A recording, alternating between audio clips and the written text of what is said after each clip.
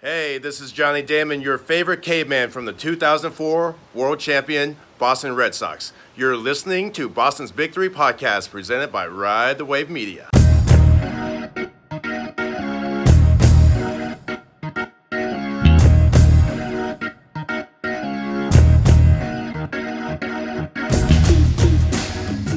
Let's go, Babz. Let's go. Can you see by the dawn's early light? So proud. What so proudly we hailed at the twilight's last gleaming, whose broad stripes and bright stars through the perilous fight. Oh, the ramparts we watch were so gallantly streaming, and the rockets' red glare, the bombs bursting in air, gave proof through the night that the flag was still there. Oh, say does that star-spangled banner give way for the land of the free and the home of the brave. Welcome to episode 101, Boston's Big Three, presented by FuboTV.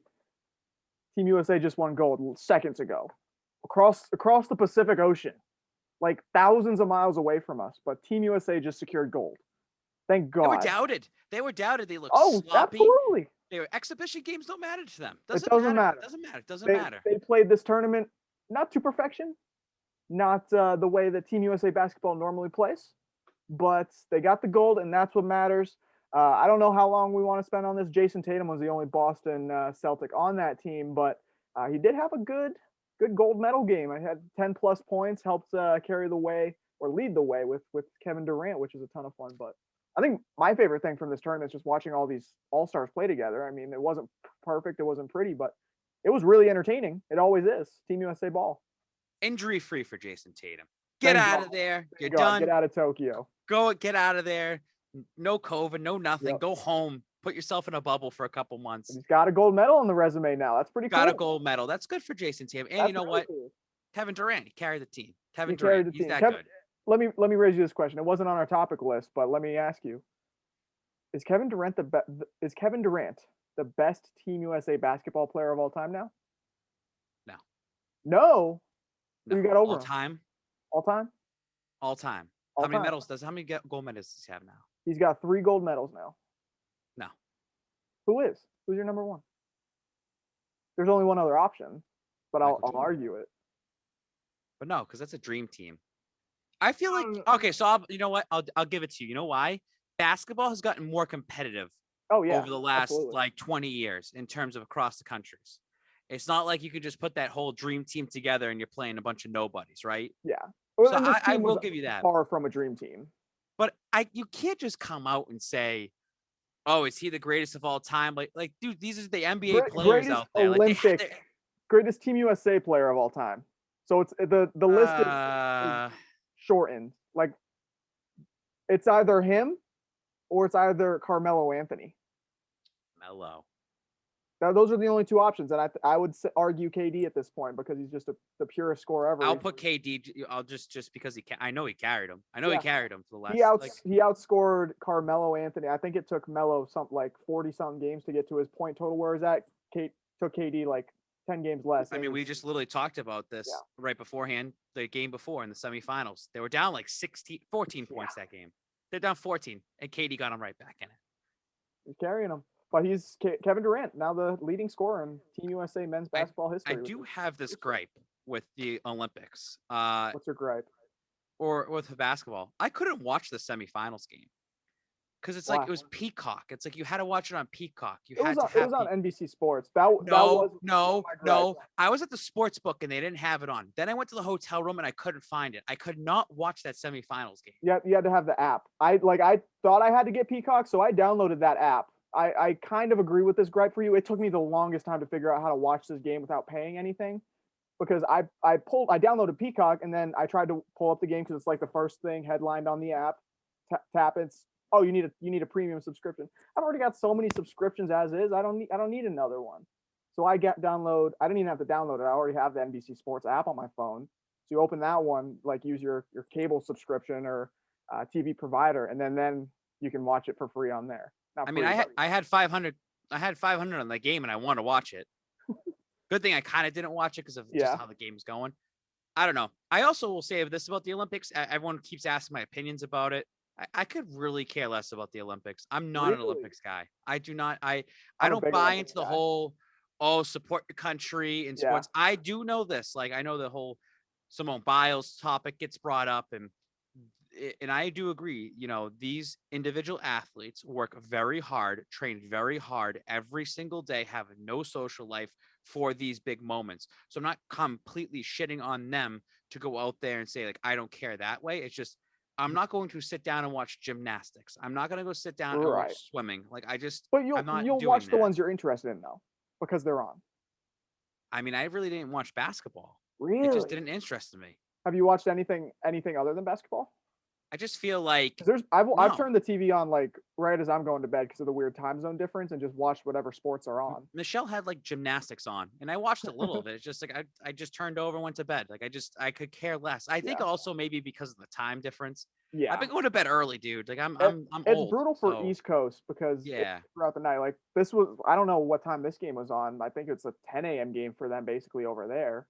Maybe also it's because of COVID and how there's no fans there. Like I like to see the countries be represented by their fans. Right. Exactly. There are fans there. Like I know I've seen it. Like, but I want packed houses. Yeah. Like that's what I want to see. To go back to your original point, like I love the Olympics because I'm a biracial dude. I love watching like the Team USA, like athletes compete. Team USA is always the most represented team at the Olympics every year of my lifetime at least. And then like I'm Japanese as well, so I love watching what the Japanese dudes are doing, seeing what guys with the same last name as me are up to. It's pretty fun. So, what's your most favorite Olympic sport across the board? Number one, what is it? It's got to be basketball, just because how dominant Team USA has been. But now that baseball's there, it's a close second. I'll say some of the weird ones I've watched. Like I was talking about the late night ones. Like I turned on NBC and I was watching synchronized diving, which was just, I didn't get it. The commentator was like some synchronized diving champion of the world. It's just the same lady saying the same things over and over again, not even like commentating on what the sport was, just saying like, oh, that was a good dive. Oh, they're gonna lose some points there.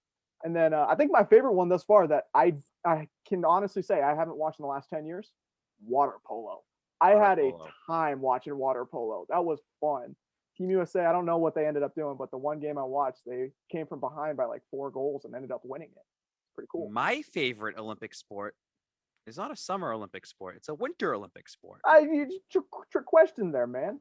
I asked you what your favorite Olympic sport was. I never said summer or winter. I just said Olympic sport. I'm assuming you want to know summer. We're talking Winter Olympics. The Winter Olympics are by far my favorite like event in the world. All right, curling. What's your curling? Curling? Love curling. Curling. That's your favorite Olympic sport? Yes, 100%. That's the one Olympic sport. Don't care that if the curling's on, I watch curling. I will watch. Wow. I will watch any team, women's and men's. I will watch both. Curling. Wasn't the men's U.S. team that won gold 3 years ago now? Yeah, I think 2 of those guys are from Massachusetts. Yep, it's pretty cool. Support my hometown boy. Hey, absolutely. Yeah, support the Commonwealth. I don't know what it's about curling. I think it's just the strategy behind it. Like it's. And it's like anybody can be a curler. You don't have to be an athlete to do curling. It's like that's what I like about it. What's the one you play at the bar? The long one, the same kind of thing. Snook something, like shuffleboard or something. Shuffleboard. Oh yeah, shuffleboard. Shuffleboard. Like, but you right? Doing the, It's like the long one with the little like sand stuff at it, like every other bar. Thing. Yeah, but I like those ones. But I like curling because it seems like a party game. Yeah, I just feel like anybody can get into it. Right. There's a lot of strategy behind it. But the problem is, if I want to go curling, where the heck do you go curling? There's got to be like a curling gym. Is that they have curling like arenas? They have. It's a northeast. It's a northern thing. Maybe that's why. And all right, and just to finish up on the Olympics, you know what my favorite part about the Olympics being pushed back a year this past year are? What? As soon as these Summer Olympics are over, the Winter Olympics are like 5 months away. Yeah. which is super cool. And I'll be right into curling. And you know what? When that time comes, I'll be covering curling nonstop. Every time we come on here, I'll be talking about it. The Spike King will be the curling king. The curling king. 5 months. Curling king is coming. I'm excited for that. Like what I like about curling is I bet if I just started picking it up and started doing it, I'd probably be in the Olympics in a couple of years. I bet you, I mean, if you put enough effort into anything, why not? Why not? But that's a ton of fun. We love the Olympics. We're happy that they are still going on, but I think it's time to jump right into some Boston stuff. I mean, we were talking about Jason Tatum and Team USA winning gold just now. Jason Tatum's got some new teammates. He's got a new league around him, basically. A lot of new teams in the East, a lot of new faces coming East, a lot of new guys going West. So free agency has been kind of a blunder thus far, I think, for the Celtics. I think a lot of Celtics fans would probably agree with that. There's not been a lot to get excited for thus far. GRD is rattled. Like I have been seeing like you can just see how he already is setting the tone for the next season. Yeah. He's saying this is just a bridge season. Nothing's happening. That's GRD. Like that's the hype man. The only thing he has pretty much going for him is just Jason Tatum winning the MVP. Like that's just the only thing that you're going to be rooting for. On like he knows that they're not going to be doing anything.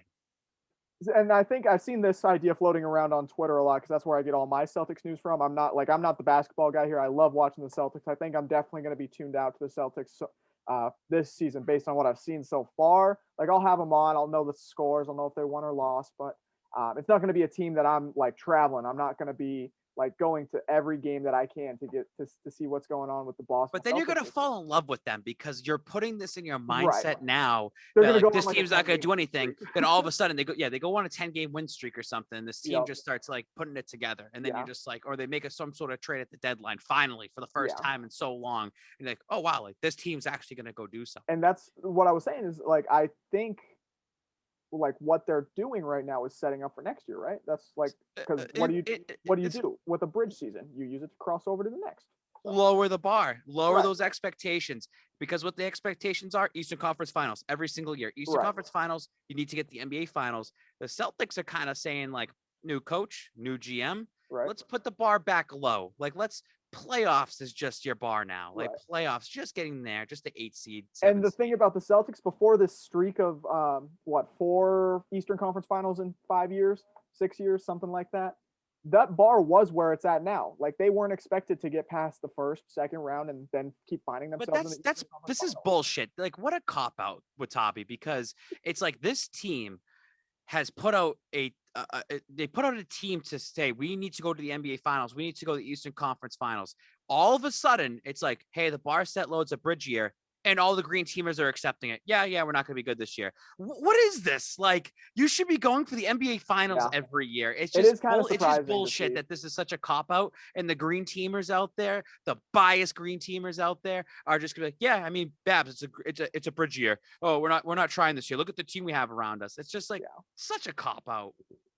Stupid. Yeah, it is kind of odd seeing everyone already like rolling over. Everyone's packed it in. Like no one cares about this. We haven't even seen this team take the court yet. We've barely even seen summer league action from the rookies.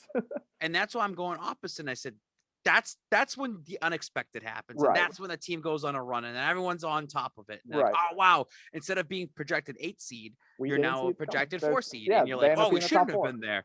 Although you've been a 4 seed, 3 seed, 2 seed for the last like 6 years. So what were they this year? 7? They were in the playoff. They're playing game. Yeah, it's tough. But looking around the league, you kind of get jealous as a Celtics fan. Like we're both Celtics fans here. You see what all these other teams are doing. Look at the Chicago Bulls. All the guys that they've landed, the Miami Heat, the Lakers, all these teams are stacking up, and the Celtics are just kind of standing by, sign Enes Kanter. Not going to help us. Who's that going to help? They need to re-sign Taco Fall. They can't. Is Taco a free agent? He's a free agent. I don't think they're signing him. I think it's over. Oh, tattoo. That's not good. No. I was going to say, you got that on your arm. I felt like them getting Cantor back would maybe be a way for Taco to sign. Like because they're good buddies. Because they're very, very good buddies with each other. So I saw that move and I was like, maybe they can do. Maybe it's a setup move. What do you think of Evan Fournier's contract? I see the money and I'm just like, the NBA money is ridiculous. NBA money is insane, especially for the short term. Yeah, it makes no sense whatsoever. Let the other team spend the money. But yeah, one of those teams I didn't mention, the Knicks, where my boy Kemba Walker's going to be playing for. I'm happy for him. Like, I will never cheer for a New York team. Like, wait a minute, he's going to the Knicks now. He went from Oklahoma City. Yeah. How many days was he an Oklahoma City fan? I don't even know. A player. Maybe a month, 40 days, month and a half. How long has Al Horford been back? Same amount of time. Because Moses, I think they got rid of Moses Brown for the Celtics, right? They did get rid of Moses too. It was the same day, so the same amount of days, I believe. But you know me. You know where my loyalties lie. You know that I will never cheer for a team from that godforsaken state, but I'll support my guy. Kemba Walker is my boy for life. And he runs MSG. I think that needs to be notated through and through, that Kemba Walker is the best player to play in MSG since Carmelo Anthony. How do you think he's going to do against the Celtics then this year? Knicks Celtics games. I don't know. I think he could. I don't think he's going to go off. He's not going to like be out for blood against the Celtics. Like, he's definitely boys. Like, Kemba's one of those players you're not seeing and you're like, I'm going to give that guy a 50 piece every night. Granted, he's not the best defender in a league full of tall superstars now, but I think he could give the Celtics 20 every given game we play against them. We're going to see him a lot. So, I mean, I just think about, you got Julius Randle on that team. Julius, yep. He's the centerpiece. You got Kemba, you got Fournier, they're moving the needle. They're moving the needle. They are moving the needle. Celtics are moving the needle the opposite way. Yeah. Well, the Knicks literally had the Celtics starting backcourt from the second half of the season last year. In Evan and Kemba. It's just, what are the Celtics, Brendan? What are the Celtics going to do the next offseason? Like, what are we looking forward to? It's Bradley Beal. Wait, can you speak up a little bit? I couldn't hear you. It's Bradley Beal. Bradley Beal? It's got to be Brad Beal. Like, we were talking about this, like, this has to be the setup move. Like, you are clearing cap space to go after a big fish. And I haven't seen the list, but significantly better big fish in next year's market. You don't sign Bradley Beal, what happens? Then we're going to have a problem. we're gonna run into. I don't like this whole. Well, we're clearing space to make room for this player that we hope to sign for potential. Well, that's what I run into. Remember, is Boston truly a landing spot for free agents? It really so come on, Brad Stevens. Who's the last big free agent? I think Kemba's the last big free agent we've signed. It's Kemba. That's not a great look. I think it's Al Horford, Gordon Hayward, Kemba Walker. Those are not names. Those are not. Well, those are the big three signings we've had. Those are not good names to say. Like, that's the attraction. Al Horford, Kemba Walker. Well, Jason Tatum. And look at that. They dumped him quick. They got rid of him quick. So how's the Tatum's the guy that There's the people want to loyalty play with now, though, right? Jason Tatum's the guy that people want to play with. Is that guy just collecting paychecks for the next couple of years on his contract? So see you later. I mean, Paul Pierce did the same thing in his Celtics career. I mean, I believe. I'm optimistic in the Celtics in the sense that Jason Tatum has say, Brown has say. Yeah. They're in Stevens' ear. They know what's going on as well too. Hey, you know what? I'm not offended if they just say, you know what, this next year heal up, take your time. Don't worry about winning MVP. Don't worry about putting up 50 burgers every night. Just take your time, craft your game, because that's the next year is the year we're making the move. Right. Because listen. Nets are going to put their team together. The Bucks are going to try to go to a repeat. The Knicks are doing this. The Bulls have this. Eastern Conference getting a little bit, Eastern Conference is white water right now. It's tough. It's going to be tough to navigate. Let's see how everyone else. Let's go through the season. Yeah. Like I said this last year. Let's go back to last season. They should have just fucking tanked. They should have pulled the plug. They should have let everybody rest. That's what they should have done. They should have got a better pick and. So be it. But Babz, now that Tatum's a guy, I think you already said this, but if they're like a barely above 500 team, Tatum could best round average 36, 37, be MVP. Add that to the resume too. Then I think Jason Tatum's due for an MVP. I might have said this in the past. I think he'll get some votes. I think he's due for an MVP season eventually. Yeah. Because I think everything's going to revolve around him. That's what this Boston Celtics team is built for. It's not to be built around, like I know a lot of people will say it's the pair of Jalen and Jason. Yes and no. Like it's the J combo, it's the 0 and 7, it's the J's, but Fire and Ice is the other nickname they have. But just look at the contracts, you look at the talent level, look at like the production level, the time that these guys spend on the floor. Like Jaylen Brown's had some injuries the last few years. Like the last time Jason Tatum has missed significant time was because of COVID, and you really can't do anything against that. You just don't want to play the sitting game. Like you eventually have to sell out for a championship. Right. One championship. That's it. Just one championship. That's all you need. That's all the people want. Because you people out there that like want to build this championship caliber team, and it's happened in the NBA. Like say the Warriors, like they built that, right? Or the Bucks, the Bucks pretty much built that as well too. The Warriors are gonna be back this year. They are gonna be back. They are gonna be back. I'm just saying that you haven't done anything since 2008 for a championship. Yeah. You went to the finals in 2010, and you play this game of like, we're building a team. We're here. We're going to start taking a step back. It's like, you need to just sell it. The NBA is about selling out. The NBA is selling out. Get your one ring. Guess what? Giannis got his ring. They brought some pieces around there. Which, by the way, I don't even think we've been here since he won that ring. He hasn't. We'll talk about it in a second. Unbelievable. We'll talk about it now. Yeah. I think his performance, and I said this, is better than any of LeBron James' championship performances in those series, even including the 3-1 series. Because I look at it this way. Okay, so I think I might have the stats here because I wrote this down. I was sure we didn't talk about this. I wrote it down because I think we were going to talk about it, and then I just kept pushing it back. I did write this down. I actually have this down. Please, I have this somewhere in my notes. But he dropped a 50-piece in a closeout game 6. That's unbelievable. Giannis, yes. That's insane. LeBron James wasn't doing that. LeBron James had Kyrie Irving. LeBron James did have. But listen. LeBron did drop 50. Okay. You played the Phoenix Suns in the championship, which yes, they had a great season, but they were the best. They were the best team. They were healthy. It's the Phoenix Suns, though. You look at the team LeBron played, which is arguably the greatest team ever assembled. Okay, Watabe. Also, at the same time, the Bucks were down 0-2 in that series, and they had to win 4 straight games in the NBA Finals to win that. Also, Giannis was hurt in the Hawks series. Yeah, we talked heavy. We said, "Is this over? Are they done with?" And he went on a dominant run. Why do I not have this saved? This pisses me off because I had this because I was arguing with people on Twitter about it. I just look at it. It was dominance performance. Like, 3-1's cool. Also, Draymond Green didn't play in Game 5, like for the Warriors that season. Yeah, but he played in Game 6 missed out because he got the technical or foul or whatever, and he got kicked out. He played in Game 6 and 7, though. He did, but the momentum switches a little bit. But that's still 2 games. And those games were all like defensive games too. I was looking back on that as well too. The highlight of LeBron's finals career. All right, I got it right here. I have it. I knew I have it. What was your thought? Okay. 2016 LeBron James. These are the points. Remember, LeBron played 7 games. Okay, guys? Yep. 7.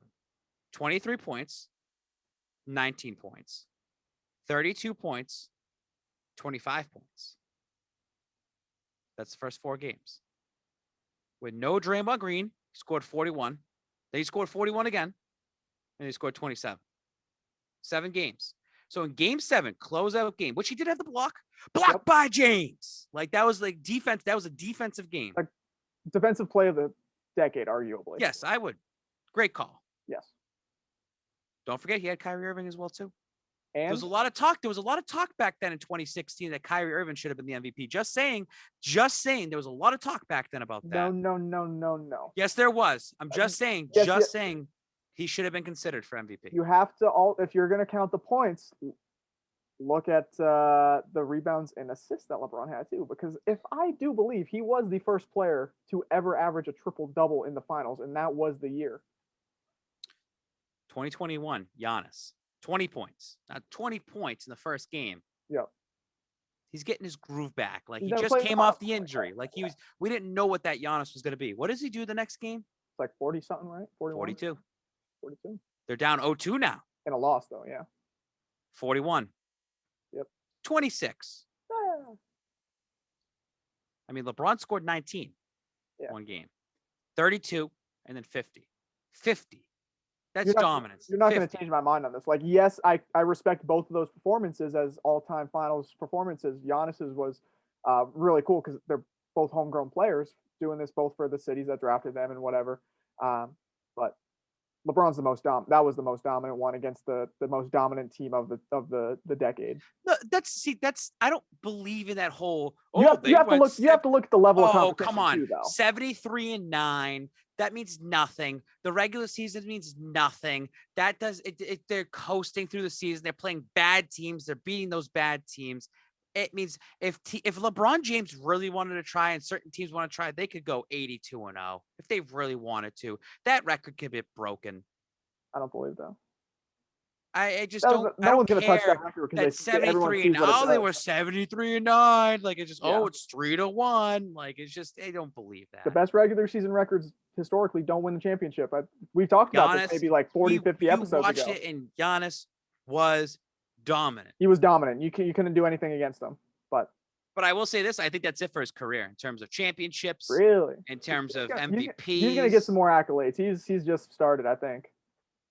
I think they're done. I think that's a one and done Milwaukee Bucks team that and people could say got fortunate against Nets. Yeah. They got very fortunate against Nets. Like I just don't see them in that Eastern Conference being able to go on a run that they just did.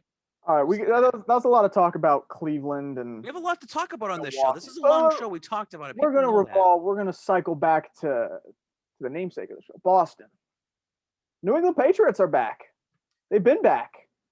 You're front row. What's going on in New England? What's going on down in Foxborough? A whole lot of things going down in Foxborough. Fill me in. We didn't talk about Westbrook like for a second. I just want to mention. I know you don't care. I just want to say this. It's just really quick about Westbrook. So we put it down as a topic. Yeah. I look at that as a move for LeBron James for his longevity of his career, that he's trying to lessen some of the load. Like he always needs that other extra player that can take the ball, run with it, and this and that. LeBron James is at a point of his career. Look at the injuries he's had in like 2 of the last 3 seasons. His body might be breaking down just slightly. He's old. He is getting old. He has the money to take care of his body. But LeBron's chasing. If he's chasing, I know it's chasing rings. He's trying to chase ring 5. He's chasing the most points scored of all time. Number 1, and he'll get that eventually. And number 2, he wants to play with the sun, and that's coming soon. He wants to make sure that he can coast for the next couple of years to get to that point. It'll be a little Ken Griffey piece. New England Patriots. New England. They're back. I'm excited. So we actually haven't talked. It's been July 16th. It was the Yeah, last time training camp happened. So training camp day 1. All right. You look like you got some sun while you were there. Look at this. Oh man! You're watching on YouTube, guys. You're a different shade of white up there. This was at training camps. Just you actually look like you got a little Miami. What do you want to talk about the Patriots? I mean, there's a lot to talk about the Patriots. I can go because I'm going to go all over the place. Who's the player I should be excited for? Like I don't know a lot about the Patriots season coming up. Like I don't know. Like I know there's been a lot of roster turnover. There's been a lot of free agent signings that we've already talked about. But who's the one player that's going to get me excited to watch the Patriots this year? Cam Newton. I know Cam Newton. Cam Newton. Guys, listen up. Bill Belichick said, I am giving a clean slate this year. 2020 is in the rear view. And what does Babz do? He says, I'm giving Cam Newton a clean slate. I am going down to training camp. I'm giving him a clean slate. I saw Cam Newton those first 3 days, and I said, I'm back in on him. We were in on Cam Newton last year with Watabe. People try to twist this to say, I hate Cam Newton and I slander him. There's a difference between supporting a player and critiquing a player. And Cam Newton in every right last year, 3 strikes are out, got critiqued by me, ripped the posters down, rip it all apart, because I need to instill that back into Cam Newton, that this is New England. We don't accept defeat like that. We don't accept losses.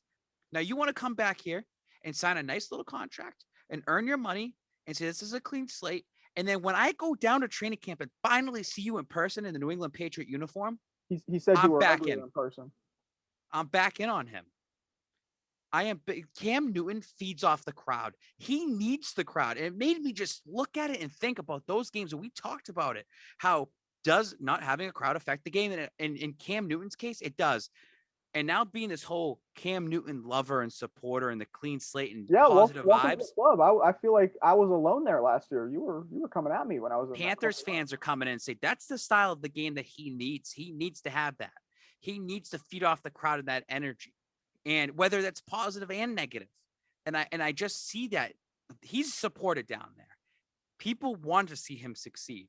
You see him getting the crowd fired up, and I can't wait to see 68,000 people week 1 when he rushes in for a touchdown and hands that ball off, and people are like, that's the guy we need. What are they gonna say when he scores that first touchdown? What's the crowd reaction gonna be, Babz? They're gonna yell and scream. They're going nuts for him. I'm not gonna be at the game. I need to see you're probably gonna be there. Let's go. That's what I like to see. Nah, I will say this about Cam Newton in 2020, the job was his, right? Yeah. Like he had no competition. Whether you can push that Stidham stuff, I'll talk about that in a second. He had no competition from start to finish. There was nobody there. He's got competition this year. He does have Mac Jones right behind him. The way that they're getting ready, they're trying to push Mac Jones to start week 1 right now. I don't buy that. There's no chance. No chance. And I know Cam Newton's been slipping. So day 1, day 2, day 3, Cam Newton looked good the first 4 days, right? Mac Jones looked very shaky finishing those days. The script has flipped this past week. They had a padded practice in the rain, and Mac Jones looked great. They just had a little practice today in the in-stadium practice. Cam Newton threw an interception in the end zone when the defense isn't even really trying. So that's a little nervous, and Bill Belichick, I guess, was yelling at Cam Newton. But when they set up, if you just go to it's just frustrating because you're arguing with people on Twitter or Instagram, and they're just seeing the reports. The reports are fucking biased, and it's actually funny that we can go back on this last year, and Boston media is biased, man. They're pushing Mac Jones. They're trying to sell Mac Jones. There are so many videos that have surfaced that I posted on Reels or Instagram or Twitter that shine a good light in Cam Newton. He's made mistakes. Don't get me wrong, but the 50-yard bomb to Aguilar, the trick play that I filmed. You got to shout out Pat's Perfect for some of those great video clips out of absolutely. It's just or Cam Newton just firing up the crowd. These. So what happens is the media, they're there. They have their little tent area. They can't film 11-on-11s. They can't film 7-on-7s. You have to, I saw the media credential, how it works. They're not allowed to retweet this stuff. They're not allowed to show any of that stuff. So all this has to come from the fans. That's what I love what we do, because it's we're coming from the fan side of thing. And it's hard that the blue check marks can't really show that side of Cam Newton that needs to be out there, that shows that, hey, that he's doing that.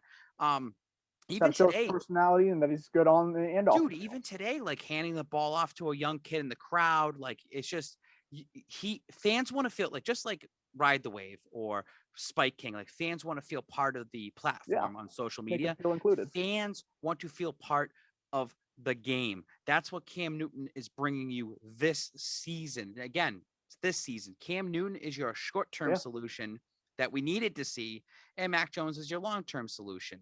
So I am all in on Cam Newton. I support him. I don't see him failing. Now, I did say this months ago. I got to ask you a question. I said, I said this months ago. If Cam Newton starts and they go 7-9, or they only win 7 games, Belichick deserves to be fired. Because if you have that same season that Cam Newton did, and he does suck, because there's a possibility that Cam Newton still doesn't have it, right? And Belichick stays with him all year, that deserves to be scrutinized, looked at. Now, you can't get fired, really, because you have Mac Jones behind you. They have at least something there. But if you look at what the Chiefs did, and they had Alex Smith, who was a decent, not elite quarterback in Pat Mahomes' rookie year, they rolled with him the entire year. It worked out pretty good. Pat Mahomes didn't play until the last game of the season. They also were a playoff team. Correct. And would you agree that the Patriots are a playoff team this year? They 100% should be a playoff exactly. team. They should be a playoff. So that's why I think you take that method with that Bill Belichick's doing right now. Run with Cam as your starter. All in on Cam this year, because this is probably his last year in New England. Just a little thing like that I would notice. This is the things you see at camp. And I took a video of it, and it's just, and I'll post it. 5 likes. No one gives a shit sometimes. You have Mac Jones. You have Jake Delgado or Delgado, whatever his name is. And then you have Brian Hoyer. They're all warming up together. On the opposite side of the field, you have Cam Newton. You have Bourne. You have Aguilar. You have the tight ends. You have the running backs. He is there. You can see the differences between Mac and Cam of how they're running the operation. Is Mac Jones look good when he throws the ball? He's got great deep ball accuracy. He's great raw talent, just not enough to just give him the keys for week 1. Yeah. Like there's not enough to do that right now. Let Cam Newton own it for this year.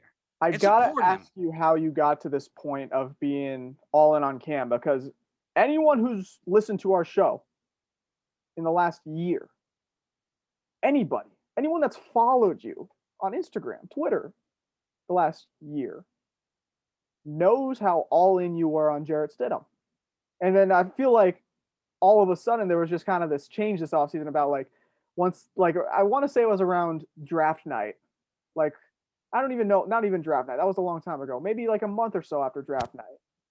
And Babz just like the flip switched and he's like, Jarrett Stidham is a QB4 and Cam Newton's QB1. It's like it's written on paper or it's written on their jersey. I'm gonna tell you this. How did you get to this point where you're all in on Cam Newton now versus finally hopping off the Jarrett Stidham train? I'm not off the Jarrett Stidham train at all. And the thing is this: Jarrett Stidham was the quarterback that beat out Brian Hoyer in 2019, who had a great preseason. But whatever, he backed up Brady the entire year. And you can comment, he throws a pick 6. I don't give a shit about that stuff, right? But in 2020 in offseason, whether it's Stidham himself and just the situation he's in, he got hurt. He never really had a fair chance last year in preseason. First of all, they never had preseason games anyways, and he got hurt. They say that year 2 in the NFL is so crucial for development, and Stidham didn't have that last year. So I am, as an individual human being, myself as Brian, am rooting for this man, Jarrett Stidham, because he has an opportunity in the NFL to be a quarterback. The second they drafted Mac Jones, I knew it's like, this guy's got no shot. Let's see what happens. I want to say this with Jarrett Stidham and his like little injury update, because out of nowhere, at the start of training camp, like the day before he goes on the IR, like they say, oh, he's having surgery. And the guy who's been following him the longest time, the most in depth, I saw that and I thought, that's a little strange. That's a little strange. And I'm telling you guys this out there. Something's going on in the background that isn't made public yet. Spike has his hands on it, and I can't say anything yet, but there will be news about it eventually. And it could be this year. It could be next year. We'll see what happens. But there's something in that background when it comes to Jarrett Stidham, and he still never got his fair chance. As a individual that has supported Mr. Stidham, I hope they just cut ties and he just gets an opportunity elsewhere, because you know that there's no room for him anymore. They got room for him in Houston now. Or Indianapolis. Or, out somewhere else. I don't care where it is, right? Right. And wherever Stidham goes, you do the Kemba thing. I'm supporting Stidham wherever he goes, because I just think that this kid did not get a fair shake with the New England Patriots, whether that's his own wrongdoing, because again, it's two sides. It's his own wrongdoing, because I've seen it, and the Patriots' wrongdoing. The Patriots have something going on behind the scenes that he's being held back on purpose. I'm just saying that. Now, going forward, so the timing of this is funny, because Stidham gets hurt. So there's 3 quarterbacks. It's Cam, Stidham, and Mac, right? Whether you want to put Stidham as QB4, I don't care. Stidham is supposed to get some valuable rep time. The second that Stidham's out of the equation, it all goes to Mac Jones. Like, that's more reps for Mac Jones. That's more reps to get him going. If Stidham was in this equation right now, he'd be getting some of those first team reps. Well, in an ideal world, in an ideal season, Cam Newton's going to be starting and finishing games. Yeah. I'm just looking at it as they just took Stidham and just picked him out and said, we're slapping you on the IR for 12 weeks. We'll just let you sit for the year. Nice. Like, that's what it feels like, because you still have Stidham for 2 years anyways. Cam Newton, and we got to wait and see. Can Cam Newton start and finish for the entire season and get signed for another year? I think so. Do you let Mac Jones develop for another year? I think so. Or do you have Stidham come back and be the backup to Mac Jones? I think so. There's a lot of question marks for the future. But the timing of this, Watabe, Jarrett Stidham, he's hurt. He's on the shelf. And you got a clean slate. You got to go all in on Cam Newton. He's your quarterback 1. That's it. There's no more competition. I think because I still think that Stidham could have beat out Cam Newton for the job week 1. I still believe that. I really do. And I'm gonna say, and I'm only saying that, and I'm only saying that right now with Watabe because over the last 3 or 4 days, Mac Jones has looked better than Cam Newton. Cam Newton has looked pretty bad to the point that it could have gotten to the point where they said, we're starting Stidham, Mac Jones is the backup. One of those guys had to go. One of those guys had to go. It would never come to that in whatever universe you're looking at. It would never come to a third string. Well, you know what, Watabe? There's things going on in the background, and when the time comes, I will have that information, and I will make Babz, we've gotten to the point where we talk about him every week where it's you're not going to hear, and you're not going to hear about him every week. Jarrett Stidham. We've gotten to you said only go 2 minutes on this, so we're going more than 2 minutes for Stidham. I gotta get my input on it. I think I'm to the point with Stidham where I'm okay if he's still on the team. I'm just at the point where I'm anti Jarrett Stidham. Like I'm not gonna support him anymore. We can have that yin yang little water versus fire thing here now. He gotta go. I will say this because he bunts. Jarrett Stidham, the Jarrett Stidham family, everybody out there, the Stidham stands. They still know I support him. Oh, yeah. Good people. Good people. They understand, though, that Spike King has an account to run. Spike King is for the people. Spike King is a hype king, and he's there to support Cam Newton. We got to focus on the season as a team. TEAM. You saw my little video. I said, this is a clean slate. This year is about forgiveness. Like Kyle Van Noy. I forgive you. I forgive you, Kyle Van Noy. I know I said names. I got his jersey. I can wear that one again. I won't repeat those names of what I called you. I've said some bad things that made you upset. I'm back in on it. I'm back in on you. You called him a cokehead, I think. I'm not going to repeat what I said because then someone's going to take that screenshot and put it out there, and it wasn't the C word. It was the P word. Yeah, it sounded like that, but it was the P word. I remember. Yeah, I know that you were at all these training camps, and I remember I texted you for an update on camp because I'm not there. I'm obviously not there. I'm not going to New England Patriots training camp. And you had like the friends and family pass. You got to hang out, see all the players come right up off the field. But the time I texted you, you said you got kicked out. How'd that happen? What happened there? I got kicked out twice. What? Twice? 2 times in 4 days. Babz. Let me set the scene up, guys. And this is me being real. So 2019, I had friends and family passes through a player. I'm not going to start ratting names out.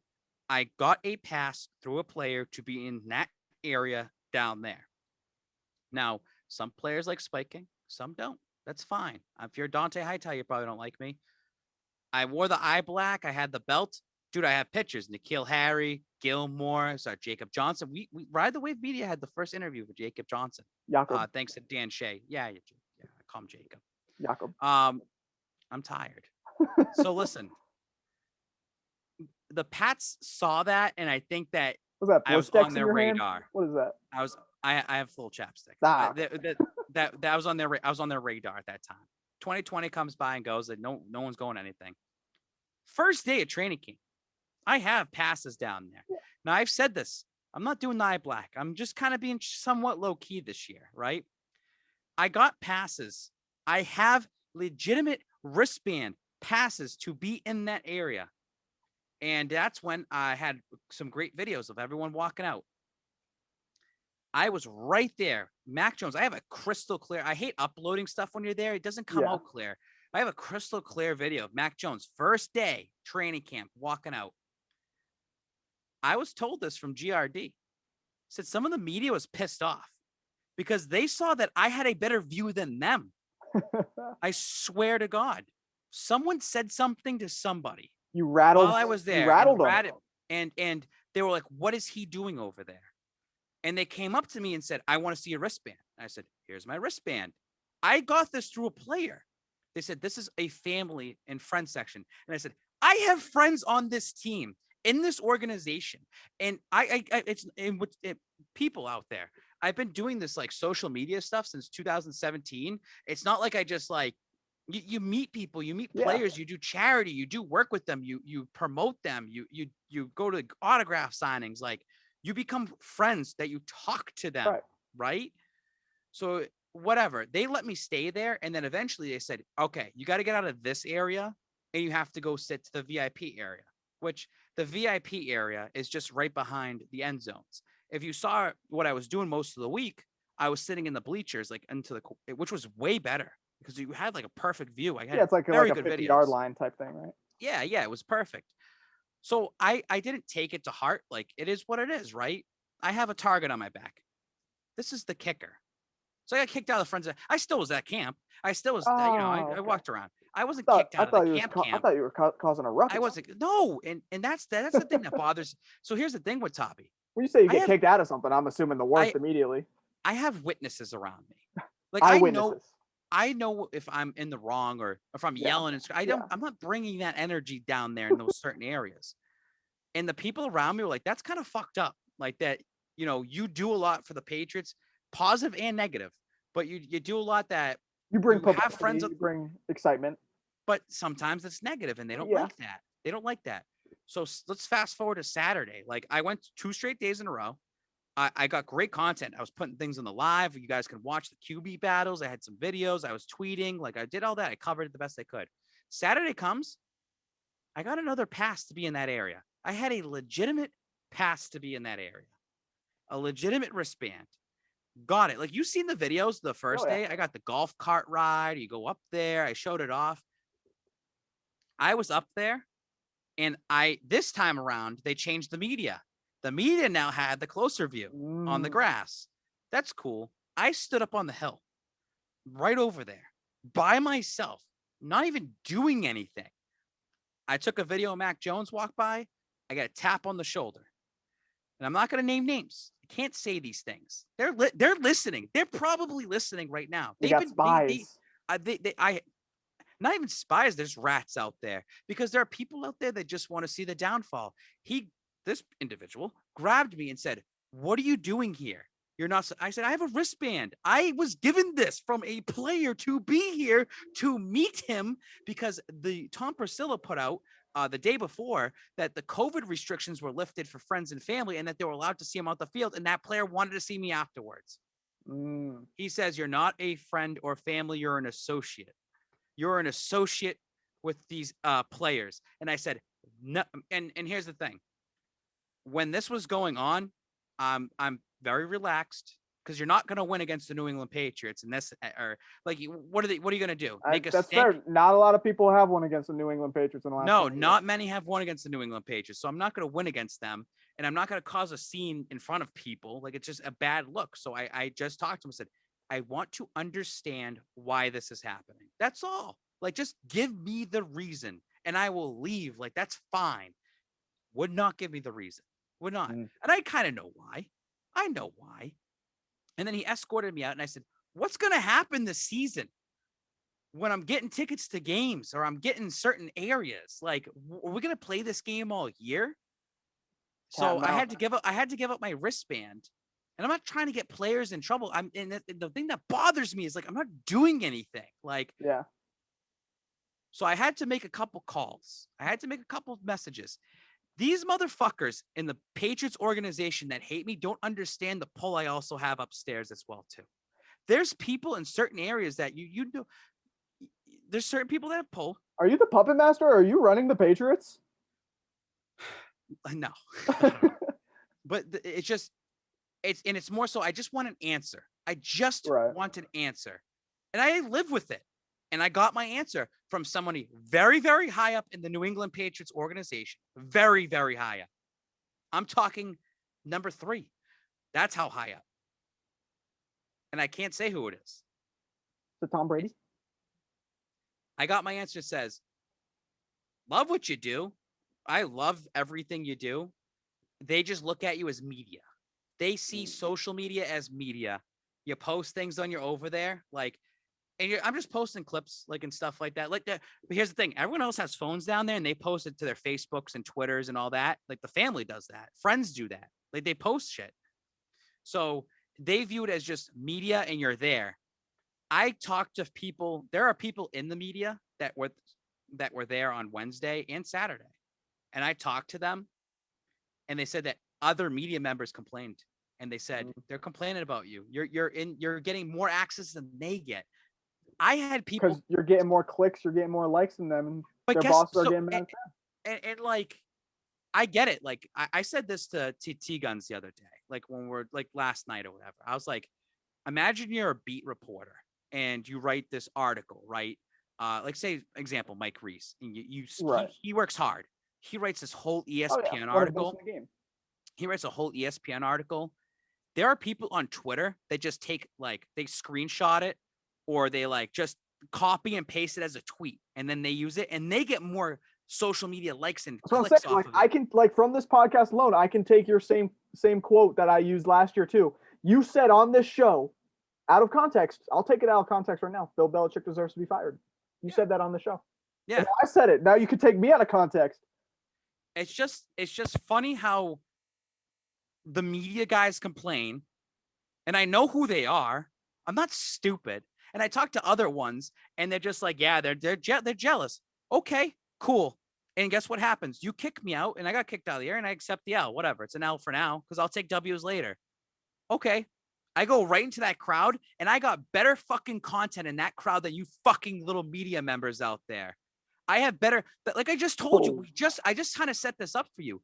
The 7-on-7s, the 11-on-11s, those videos that the media, the blue check marks, those people that are not allowed to, more fans rather see Cam Newton throwing to the end zone or the interceptions or Mac Jones doing that. And the fans, you want to see the fan content because you can't tell people not to record. It's a public setting. It's there out there.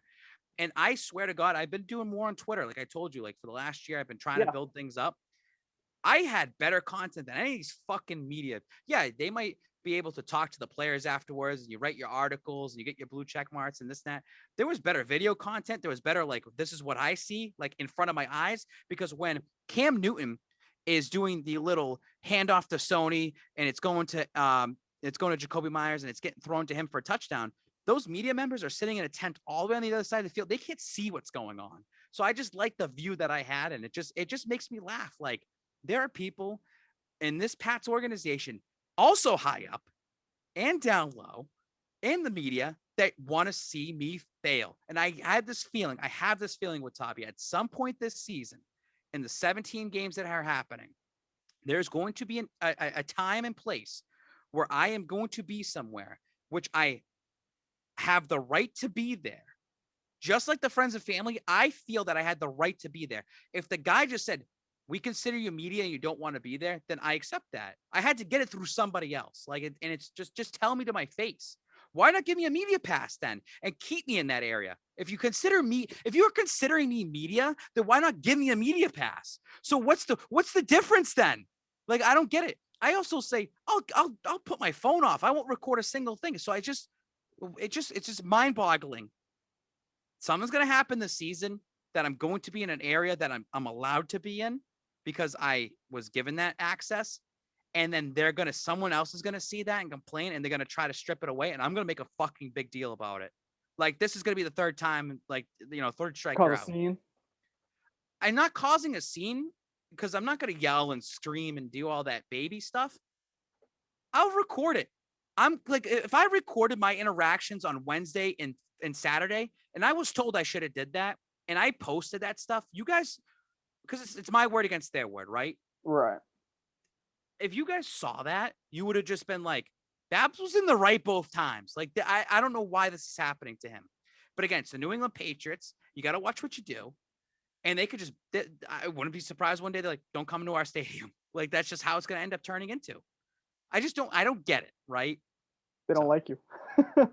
I don't like myself either. That's fine. Oh, it's just the last thing is just you build relationships with these guys on the team. And yeah, sure. Hightower's wife was there on Saturday. That would have been awkward, right? I get that. I get that stuff, but it's I feel like if they got something to say to you, they should just tell you. Holding on to it's just going to cause even more problems. Just tell me the reason to my face and I'll accept it and say, okay, we're going to do this again at some point again, because it's not going to be the last time I get this area. It's not going to be the last time this ends up happening. And it makes me, I don't want to say I'm complaining about it. It's because what's cool about these areas is I'm giving you the experience of hey, this is what it looks like. It's pretty cool, right? You get this little view and this and that. I'm sharing it with you guys. It just makes me want to all right, I'll get more access somewhere else, or I'll just keep grinding and it's going to happen. Which we'll talk about a little bit later. Just play for the team eventually. We're going to talk about that a little bit later too. So moving on, let's wrap up Patriots talk for now. I think we should get some record predictions in. Because the season's coming up quick. Like preseason starts this week. It does. I don't really care about the preseason, so I'm not really worried for another month. Great development for Mac Jones. Like it's going to be good to see him out there, and this offense needs it. You need to see it. Did you watch any of the Thursday Night Football game the other night? No, there was baseball on. There's baseball on for the next 2 months. So I mean, Pittsburgh Steelers and the Dallas Cowboys pulled in a whopping 7 million viewers for Thursday Night Football preseason Hall of Fame game. That was 5 What's million. It normally? They said that was the highest rated preseason game in viewership since 2017. Wow. That was 5 million less than what the Game 6 NBA Finals pulled in, which was 12 million. Not bad. NFL's the king. Your baseball, it's your little baseball volume. stuff is supposed to get destroyed next Thursday. Because of the volume. Like there's like supply and demand. You only get football once a week. I'm just so saying. Obviously everyone's going to be tuned in all at the same time. You know what I mean?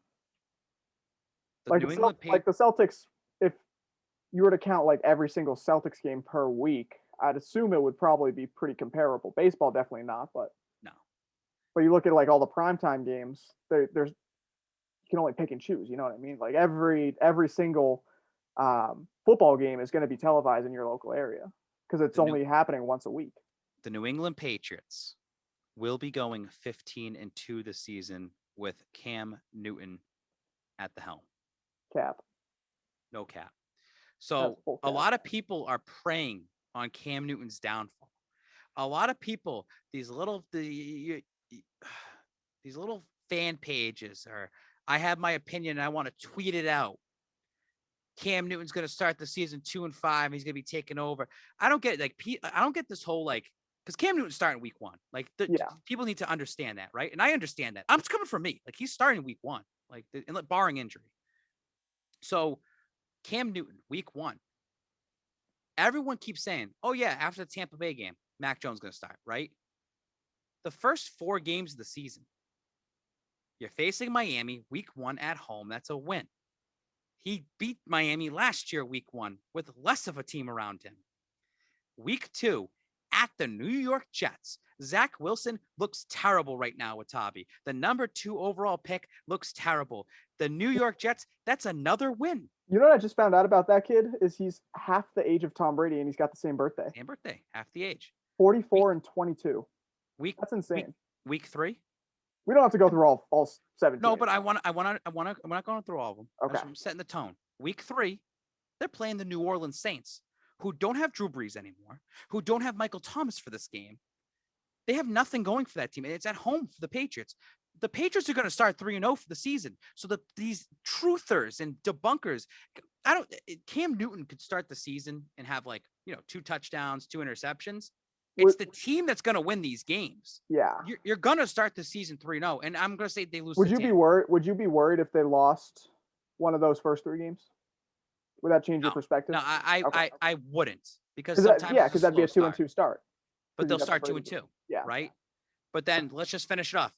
At Houston, you're facing Dallas, Jets, at Chargers, Carolina. If you look at the schedule and just look at the schedule and understand what's going on in football around the league, these are all winnable games. Yeah. As a team, because Brendan, this team is better on defense. This team's going to be better on offense. They're going to be built to run the ball. They're running the ball. They're going to run it down everyone's throat. They're going to be like the Red Sox back in the day, how they have a last place finish. Like the Patriots didn't win the division last year. I don't know. I think they were 3rd place. Third place. Third place behind the Dolphins. Behind the Dolphins. Behind the Dolphins. So why not do the same thing the Red Sox do? Have a last place season. Well, win the division the next year. Win the whole thing. Why not? It's like 2019, Tom Brady, right? That team started 4-0. Tom Brady went to Buffalo and had one of his worst games ever. They won the game. They still won the game. So that's going to happen to Cam Newton. It happened to him last year, but it's going to happen more often than not now because of the way that they have this offense built around him. He's going to be set up for success. So I say Cam Newton, and once that team gets on a roll, especially Cam Newton with fans and Cam Newton feeling the confidence, that team is going to feed in more into it. I think they're going to feed off of Cam Newton's energy. And that's why I say they're going to go 15-2.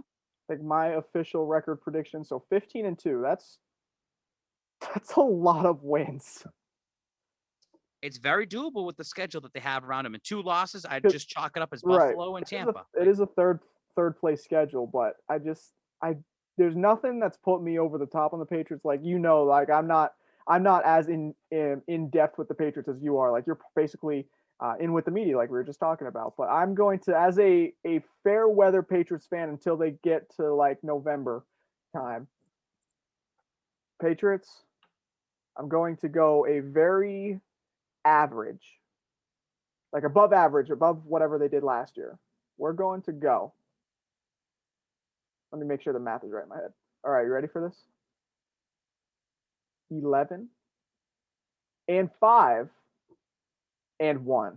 Oh, I like the tie in there. And 1. That's interesting.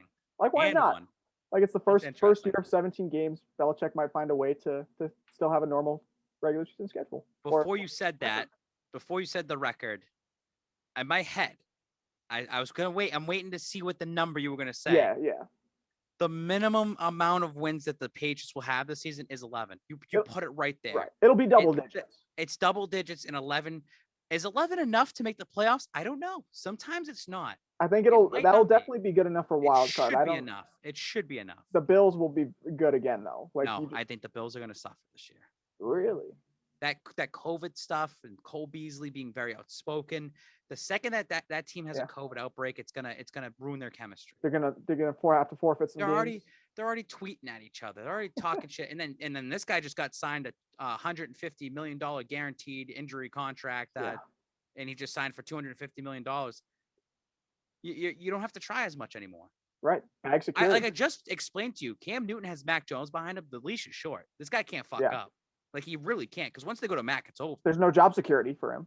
I also say this: if they go to Mac Jones, and you start going to him, like Cam Newton's going to have a bad game at some point, right?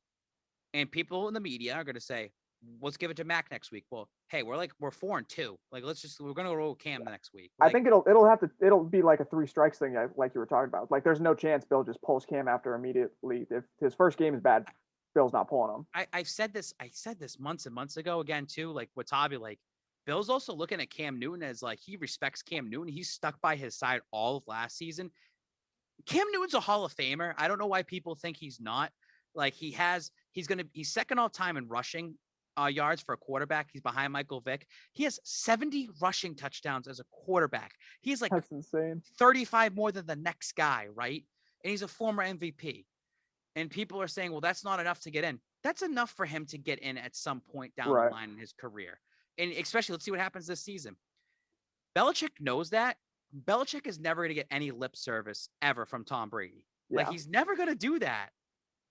Because now he won in Tampa. He doesn't owe Belichick anything anymore. He doesn't need to do that. Cam Newton kind of does. Because Cam Newton might have his career revitalized by Belichick. And Cam Newton, he could be on CBS or Fox or ESPN. But, Bill Belichick and that Pats organization has been always such a class act. Like, this is why. Belichick and the Crafts, that's what they want going forward for the next 25 years from Cam Newton. Got to make the speech. So that's why I say they stick with Cam, and they're going to do everything in their power to make him the bridge guy for this year. And then Matt can start next year. Like, give him time to develop. Yeah. I just think it's Cam's year all the way through, and I just don't think that Cam's going to be in a spot where he's going to get pulled. Yeah, or he's going to end up, or he gets benched, or even that question comes up. I don't think that question's even going to come up. It'll be brought up by the media that we've been talking about, by the biased Boston media. Biased Boston sports media. And that's now, how about that? You want to talk about a turnaround about me supporting Cam Newton too? Because the way I've been treated down there at Gillette at training camp and this fucking media going after me, now I'm coming after you. And I'm calling out for that bullshit again now. I'm calling you guys out because it's true. You see these reports during training camp and it's like, oh, Mac Jones, this and that. It's like, where's the Cam Newton love? Literally. Cam Newton's had bad days. Mac Jones has bad days. We all have bad days. Yeah, we all have bad days. I have bad days. I have bad sunburns. Yeah, it's how you bounce back from it, though. Got to bounce back. Speaking of people that need to bounce back, Dante Hightower? Dante Hightower. Okay, so wrap up the Patriots convo. Yeah. What's going on with Dante? I thought he was done. I heard on from your page last year that he retired. Is he back already? Dante Hightower. Thought he retired with Edelman. Had a couple quotes today. He was talking to the media. He's been talking to the media, and I found these quotes a little interesting. Dante Hightower says that he's enjoyed every hard day of training camp practice so far. Says returning has felt like a second chance. Dante Hightower on if having a year off was good for his body. Maybe a little bit. But once you start hitting and getting the shit knocked out of you, I think those great thoughts and vibes go out the window. You realize what you signed up for. Dante Hightower lost about 15 to 20 pounds. Looks great out there. Like he looks great. He's getting more leaps up there, able to bat the ball down. But again, so when you, I'm not going back on what I'm saying, because once you commit to something, you commit. I'm not doing that stuff, right? I'm never that type of person. Once you commit, you commit. Back in November, I was told he's going to retire. I also was told about his pay structure as well, too. 12 million with the dead cap of 2. There could be some restructuring going on. Hightower, things can change, like in between November and whatever, but I'm sticking with it. There's things moving in the background. And whether Mrs. Boomtower says, who do you know? Did I not just say I know people on the high up that know other things? Because it's whether it's Hightower in November saying this, and then you tie it in off the other side about his pay, things are putting together. These preseason games coming up are going to be very, very interesting for Dante because of his weight. In terms of being hit, he's already talking about getting hit, feeling it again, right? He took a year off, a full year off at the position he plays. It's kind of going to be tough to be out there when a Derrick Henry's running right at you and you got to take a tackle on him. There's going to be a point possibly during camp or at the end of camp that they're going to look at him and say, we want you to take less money. They can cut ties with him. The Pats have $10 million that they can use. Stephon Gilmore has not been extended yet. They are looking for money for Stephon Gilmore. You people out there can say, well, you have $15 million. You can spend. They like to have money saved for the season as well, too, when they have to make pickups or an emergency situation when somebody goes down with an injury. And a trade type or thing. Trades. Yeah. So that Hightower contract is going to come into play with Gilmore's extension as well, too, and getting him paid for this year. They do need Gilmore. When you're watching them out there, they need Gilmore out there. And fans, what would you rather have? Would you rather have Dante Hightower for this year? Or would you rather have Stephon Gilmore? Brendan Watabe, who would you rather have out there? Gilly Locks. 100%. Because they built this offseason around Hightower not coming back. And again, I've had certain media members have told me that Hightower was never clear about coming back anyways. Even when OTA started, he never gave me a definitive answer. And that also has something to do with the inner circle in the above organization that talks about it. Belichick's the type of person to bring you into camp, let you play around, let you talk to some of these rookies and say, hey, what you're doing. And it's going to come down to the point. Hightower, look at this year. Is it worth playing for $4.5 million with incentives? Is it worth it for him? Because he's walking away with 2. He's walking away with money. Like that's his money he gets paid. Is it worth me traveling away from my son? How about COVID ramping back up again? Because that was the reason why he kind of stayed away, was COVID last year. Blamed COVID. It was one of the COVID opt-outs. I'm not, and I want Hightower to play. I'm not saying this as like, oh, you want Hightower go, you want to be right. Like I prove me wrong. I've been wrong plenty of times in the past. The difference is I stick my neck out when I know something and hear something compared to other people who rather sit on it. And the reason like this that I'm talking is why they hate me too, because I know something that they don't want out there. Seriously. It lowers the straight value. It's just that someone that his caliber, a three-time Super Bowl champion, a future Pats Hall of Famer, he wants to go out on his own. He doesn't want some kid like me to put that information out there. The Patriots don't want that information out there. I think he might. Everyone thinks that the Patriots all pro season now since you motivated him. I might have motivated him to see. I mean, he lost weight. He looks good out there, but he's talking already. Body's already feeling it. Body's feeling it, and we're in pads. We haven't even hit joint practice yet. We haven't had preseason yet. Hightower might be changing his mood again. He's there to be for his team. He's there being a leader. I've heard things at practice as well too, that Bentley was running some of the defensive calls as well too. Wasn't just Hightower. So Hightower, like I compared it to Teddy Bruschi in 2009. Teddy Bruschi was on the final year of his contract. He played all the preseason games and they cut him the very last day. Said, hey, we're moving on without you. This is going to be a very similar situation. Oof. Go Pats. I mean, they're going to be they'll be fine with or without him. I just don't. You just can't cut a guy like that. I know it's the Patriots. Like historically, like Belichick they have done that in the past. He's done it. I just don't see it happening, especially for a guy that's coming back for a big return season. You know what I mean? Like you're not going to just force this guy out the door 2 straight years. Teddy Bruschi. Teddy Bruschi probably didn't. They didn't force him out last year. Hightower stayed out last year, right, on his own. He stayed out on his own, right. I'm not gonna say this. It could get dicey. It could get dicey.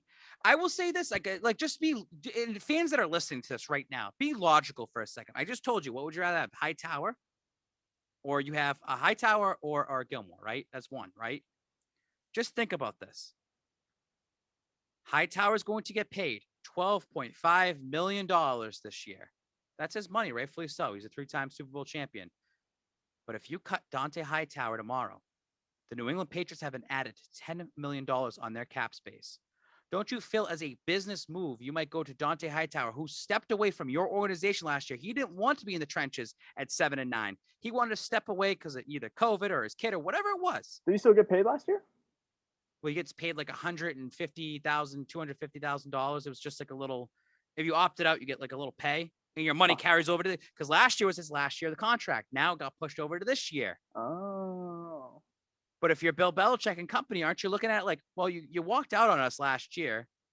We know what you can do. Why don't you just take a pay cut? We want you to notorious pay cut. We got to use this money elsewhere. We got to extend Gilmore. We need this extra money for the cap space going forward. Yeah. And if you're Dante Hightower, it comes down to the point where you already in November is different from July and August. It's cold. Everything hurts. I mean, and also once you put something out there, you stick with it. You can't, because changing your mind and flip flopping and all this and that's once you say it. Like that's what's reported and that's what it is. And there was other ties around it at the time too, especially with the pay. They was keep harping on people with. Yeah. We'll see what happens when it unfolds. I'm excited for the Patriots season. Like it may not appear that way, but it can't be worse than it was last year. We'll be excited. Yeah. I mean, the first preseason game, once that happens and they start seeing it out there. Yeah. You know what I'm also excited for, Babz? What we said? That I get to watch every game this year too. You know what I'm gonna watch them on? What are you gonna watch it on? I'm gonna watch them on FuboTV. Babz, why would you pay over $100 a month for cable TV when you could get NESN, NBC Sports Boston with FuboTV? Get the channels you want with the Boston sports you love for the price that others can't beat. Watch NESN and more with FuboTV. Try it free today. That's what I'm going to be watching all the Patriots games on. Get all the local channels. Put in your zip code and it works out. Were you watching all these Red Sox games this last couple weeks on FuboTV? Unfortunately. Was I having fun doing it? Not at all. I know you had a little more fun because you actually got to go out Not to really. You got to go on a trip. Nothing beats a good baseball trip. I went 1-1. Yeah, and you have a better record than me. I'm better winning percentage at least. I'm 1-2 overall in the city of Detroit because I saw the Lions Patriots there a couple years ago. Didn't you go to the Phillies? I'm under 500. Didn't you go to the Phillies game too? I went to that Phillies game. They got eight runs in like the 8th inning. So what's your record on the season? 1-2? 1-2. Those are the only games I've been to. So, I mean, I might not go to another game at this point. I think I'm 4-6. Not great, but I was talking to Tom about that, and I was just like, it kind of going under 500, especially this kind of team, and especially how they started hot for a winning team. Yeah, for a winning team, and you're under 500 watching them, like being in attendance, like that sucks. It sucks. Like you should be over 500. You should be going to more wins than losses and witnessing them. You're picking the wrong days. I'm gonna have to stack the odds. I know at the end of the season they're playing. I'm going to Baltimore and Washington, which are both teams that are transitioning to the future, so they shouldn't be competitive. But hoping I can make up those wins there. I said that previously on the show, but yeah, this stretch for Red Sox has been brutal. Watabe, the trade deadline for the MLB was very interesting. It was explosive. Every name that was available went somewhere. It was most of them. Most except Trevor Story. It was funny because we talked about it a couple weeks ago. Oh, where's he going to go? And they just held on to him. He's the only one that didn't move. Red Sox. What are they doing? They made a move. Like there were some relieving move, like some pitchers that came to town, but other than that, the addition of Kyle Schwarber, who, by the way, it was probably one of the hottest bats in Major League Baseball before he got injured, like a month and a half ago, and we haven't seen him since. So he's not in people's mind as one of being the guys that's available for trade, coming from a team that's not being competitive this year, just looking towards the future, going to build around their other young stars. Kyle Schwarber's a huge bat. I want to say he had 6 home runs in a week earlier this year, and you're adding that lineup, or you're adding that bat to a lineup that's been struggling this last week. Like, we can't look at this week in Red Sox baseball, even though they're losing to garbage teams like Detroit. It's a bad week in what's otherwise been a great season. And the expectations, you have to look at what we expected them to be this year versus where they're at. Everybody, all the media, a lot of the fans, nobody expected this team to overachieve like they have this year. This was supposed to be another bridge year. Alex Cora's first year back, get the team where it's supposed to be. Bloom's second year and get the team where it's supposed to be. But the team was supposed to be like 82 and 82 or 81 and 81. Like, this team wasn't supposed to be above 500. If they were, it's going to be by a game or two. And here we are, second place in the AL East, 2 games back from Tampa Bay. But they made said that Detroit's a trash team. They've been actually pretty hot though of late. Detroit's been one of the best teams since the trade deadline. Yeah. And they showed it against since the All-Star break, really. But adding Kyle Schwarber, like, you need that bat now, not for later. Just like Chris Sale, like you need Chris Sale now, right? Like, but that's the good news is you look at the stretch the Red Sox have had right now when they're struggling. What areas are they struggling? Literally everywhere they're struggling. They're struggling to hit the ball. They're struggling to play defense. They're struggling to pitch. Their starters are struggling to make it through 5 innings right now, which is unbelievable. You have 2 guys coming back. You look at the 2 pitchers that are coming to enter the rotation, the 5-man rotation for the postseason, and Chris Sale and Tanner Houck. That's going to be great for them down the stretch. So I didn't watch the Rays series. A little bit busy those few days. It was bad. Good thing I didn't watch it. I didn't go to Detroit the first game. I went the second day. And they won 4-1. E-Rod carried that team with 10 Ks. Good to see that. That was a great turnaround game. Great I don't performance. think it's going to be like a full turnaround because he's had an otherwise negative season, but it was great to see him get some Ks against the. And it was a pretty close game until they just broke it open. It was like a 2-run shot, back-to-back home runs. So it ended up being 3 runs right there. You win 4-1. PK and Jarren Duran. So when we went to the game on Thursday, that 1:00 game, you're feeling yourself. Okay, Sox. Yeah. This is the time to turn around. Coming off a win. The first thing I texted you was, why did they do BP in the morning? The day game. There's no BP going on. You never BP during the day game. But I just feel that a team that needs to get those extra swings in should be doing BP in the morning. And what you see on the field, like you have that. They were doing BP the night before, like before the game. Well, you have that BP on the field, but there's also cages down in the clubhouse that you don't. I want it on the field. Yeah. I want it in front of the fans. Yeah. Let me tell you something. Souvenirs out. I sat second row. We had right on the on-deck circle. First of all, Tom Holloway just fucking keeps yelling at every single player on the on-deck circle. I told him, shut up. Like, dude, like they're focused on the game. like you can talk to him later. Like, just let him focus. I kept looking into that dugout because I had a crystal clear view, which I wanted to do tunnel time, which didn't exist. Like, I wasn't going to be able to get anything for that because they didn't really do anything for offense. Yeah. Just watching them in that dugout seems like they are lacking chemistry in the now. Well, I wouldn't say it's chemistry. If I were to say something that's been missing, it's been the belief the last week. Like, the first 100 games, you look at them and say, like, you see all the come from behind wins and like, oh, this Sox team, they're going to win this game. Like you look at them, they're down 3 runs in like the 7th, 8th inning. You're like, this team could pull it out. Like they could find a way to win this game. But you look at where they're at now and where Chaim Bloom doesn't trade for any guys past the deadline or at the deadline that are going to be like the right now guys that aren't healthy immediately, that aren't going to make a major contributions, like the Max Scherzers, the Anthony Rizzos of the world that were all linked to the Red Sox at one point or another. And you strike out on those guys because you don't know what like the compensation was going to be. Like this Red Sox farm system has been developing the last 3 years, and we have the ability to get those guys, but we don't want to like risk the future of the team like 5-6 years from now and the pieces that are going to be the core of the lineup way down the line that we really can't see yet. And that's what Dave Dombrowski would do. Like you were talking about earlier, selling out for a championship. He would send all those prospects out. That's how we got Chris Sale in the first place.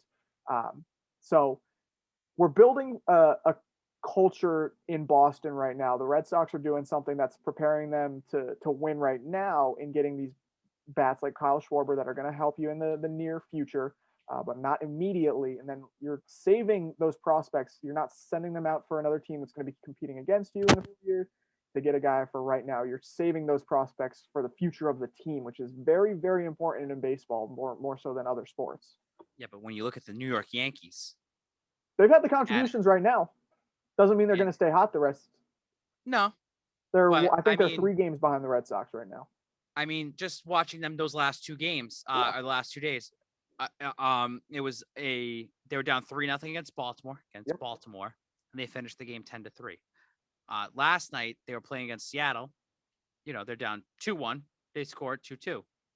Then all of a sudden they busted open. It's 5-2. Like it's the team like that. You just said like, oh, Red Sox are down. They can do it. Now the Yankees can do it. Like you can believe into the Yankees. Yeah, they have a deep lineup now.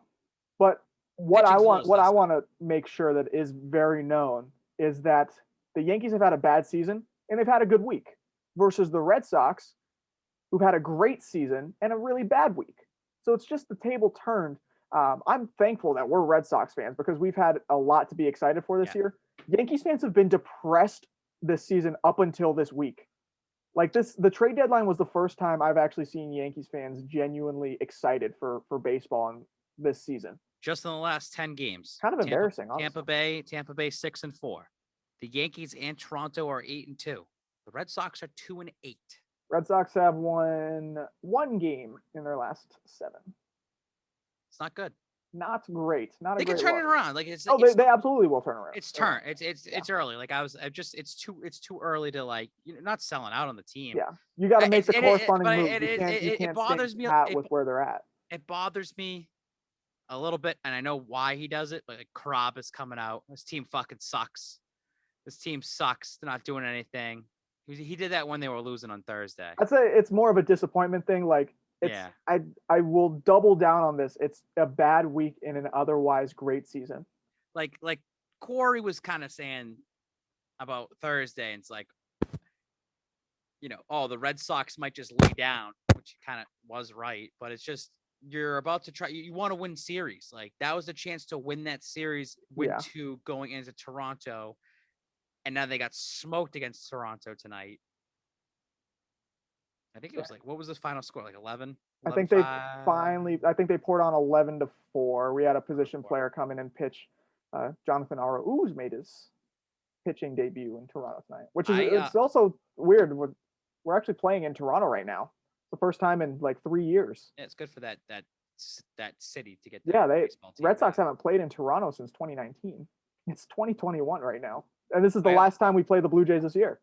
I also witnessed the end of Perez Day. That's it. Thank God. That's it. God. That guy, man, like he's just one of those regular, like average pitchers in baseball. Like he's not going to be a Hall of Famer. He's not going to be the worst player in Red Sox history. He's just one of those guys that comes in is average or worse. So you're just hoping for average and maybe only allowing 2 or 3 runs. He pulled him after an inning and a third. Why? He got 4 outs. Yeah, it was like only like 35 or 37 pitches. He pitched tonight too, so back to back. Valdez, like, why don't they get him more involved? I feel like they pulled him out, and then all of a sudden, like, it would end up being. He's going longer than the starters have this week. He's going. He should be 3-4 innings right now. He's just mowing guys down right now. I think he got 9 outs. Why not just keep him in at that point? He's had a really roller coaster career with the Red Sox so far. Like, he's had his moments where he's been great, but it's not consistent. Like, his last 2 outings have been great against the Yankees and then now against the Detroit Tigers and getting out of some situations.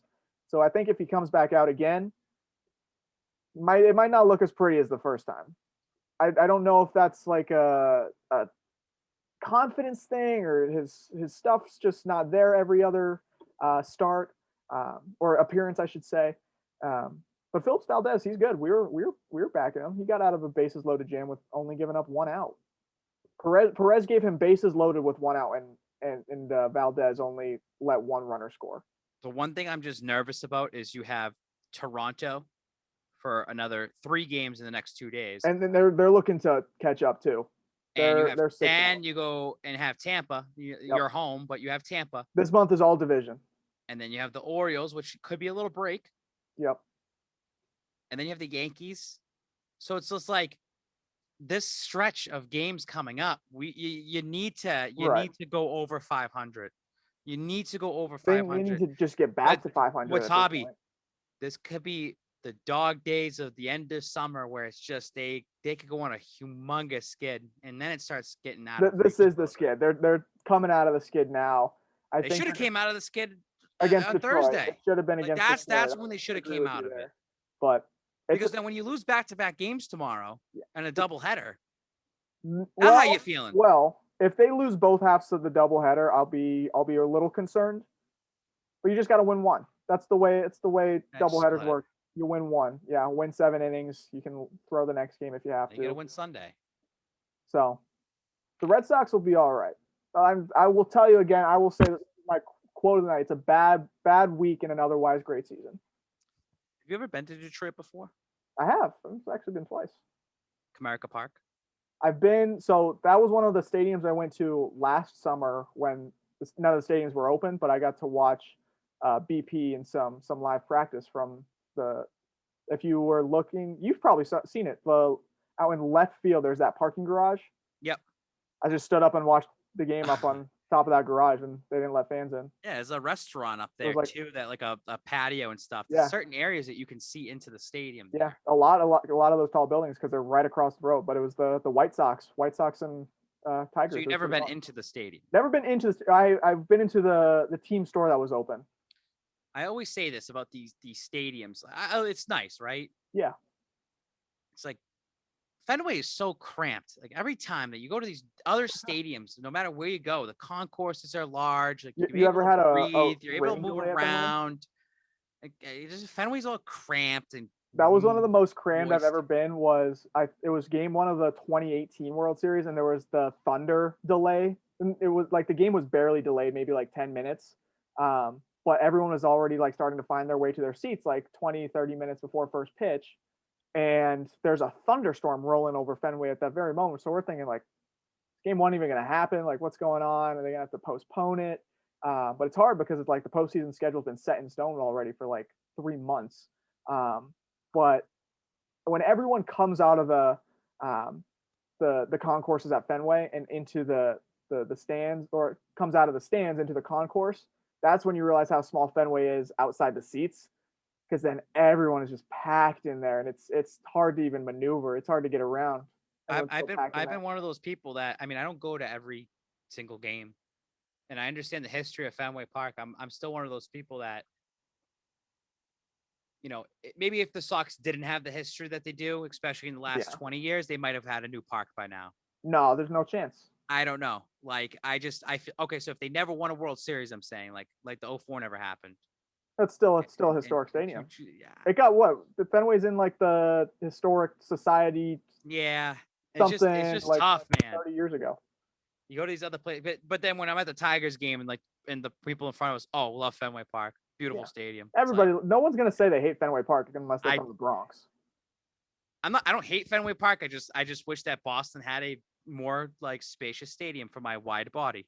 When you go to as many stadiums like me, you see like the pluses and minuses of all these other stadiums. Like they're all modern and fun, and they got all the bells and whistles. But you go back to Fenway, it's like It's like an old Cadillac with the white walls, convertible, top down. Don't have to drive wicked fast. Just take it slow. You know what I mean?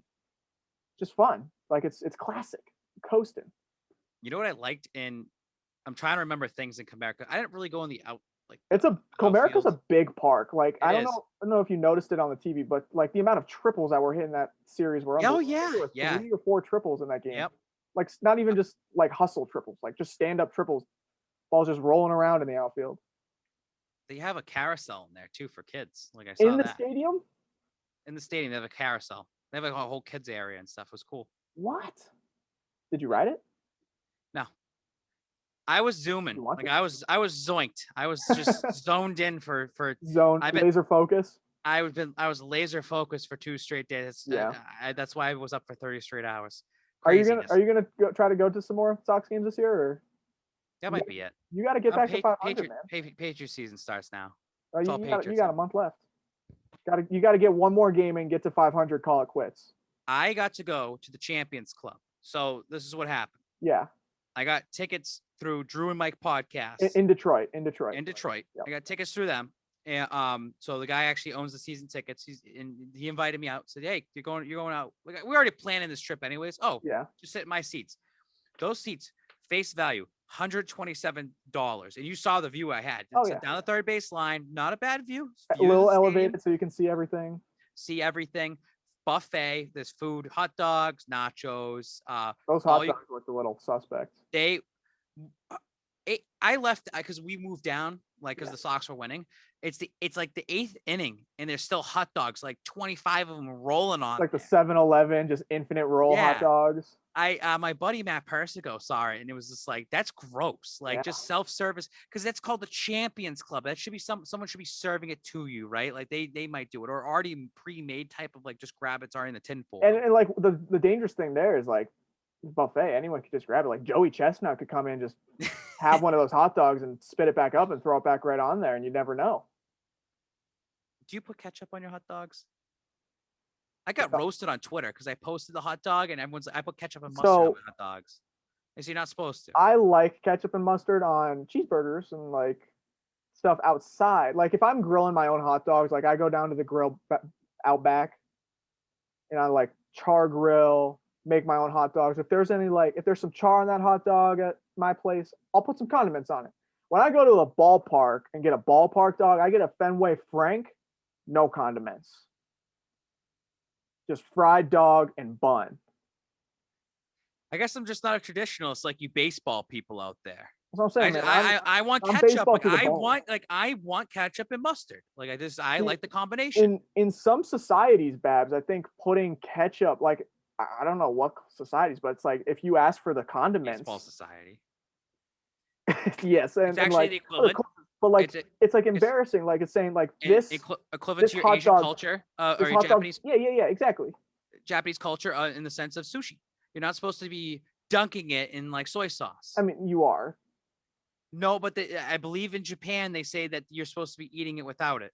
It's like a dabble. No, you can. I don't. It's. I can tell you, it's not. Oh, not opposite now. It's not Japanese. I'm being told the wrong things. Probably purposely. Hey man, you need the Japanese info. You come to me. Yeah. But it's like when you ask for a condiment, it's like saying this item's not good enough on its own. The way you made it. Why are they putting mustard and ketchup out then? Because if just say no one can have it now. I don't want to run into the situation where I get bullied because I put ketchup and mustard on it because they left the condiments out there in front of me.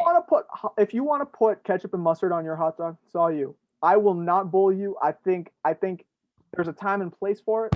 On a ballpark dog, I don't got time to put condiments on it. I just need to eat the hot dog, man. Like, all right.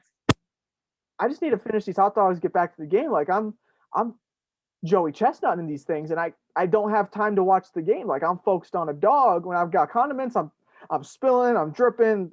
I'm wearing a white Red Sox jersey. You can't drop ketchup or mustard on those; it'll stain. That's very true too. I'm a big. I get stains on me all the time. No wonder why. Maybe I should stop doing it. Those dogs were not good though. Ketchup, mustard, no matter what. Those hot dogs weren't that good. The food wasn't that good. It's so. But $127 is a great value. It's like $127 gets you like Grandstand 5 and Fenway. Yeah, included in the price. Like it's included in the price. Yeah, you're sitting up there in the third base side. 127 is the price of a ticket and half a hot dog at Fenway. Yeah, it's and you get free soft drinks up there if you're not non-alcoholic drinks. So you get all that up there, and they had an ice cream station, like salsa, nachos. Yep, they had nachos. They had chicken schnitzel. They had kibasi and sauerkraut. They had I might have to make pierogies. It was good. It's so I will say I was telling you, I was trying to make this trip. It just didn't work out. You would have got a free ticket up there. We would have had you with us. I will say this: if you're listening and you go to Detroit for any sort of game, like at least do it once so you can go up there. Check it off the list. The problem is that when you're zoinked out of your mind, you're not hungry. So like I was kind of forcing myself to eat that stuff, and I just didn't care for it. You need some sustenance, yeah. I also got those tickets like handed to me. There was a reason why I was in Detroit, though. It wasn't just for the Sox. What were you there for?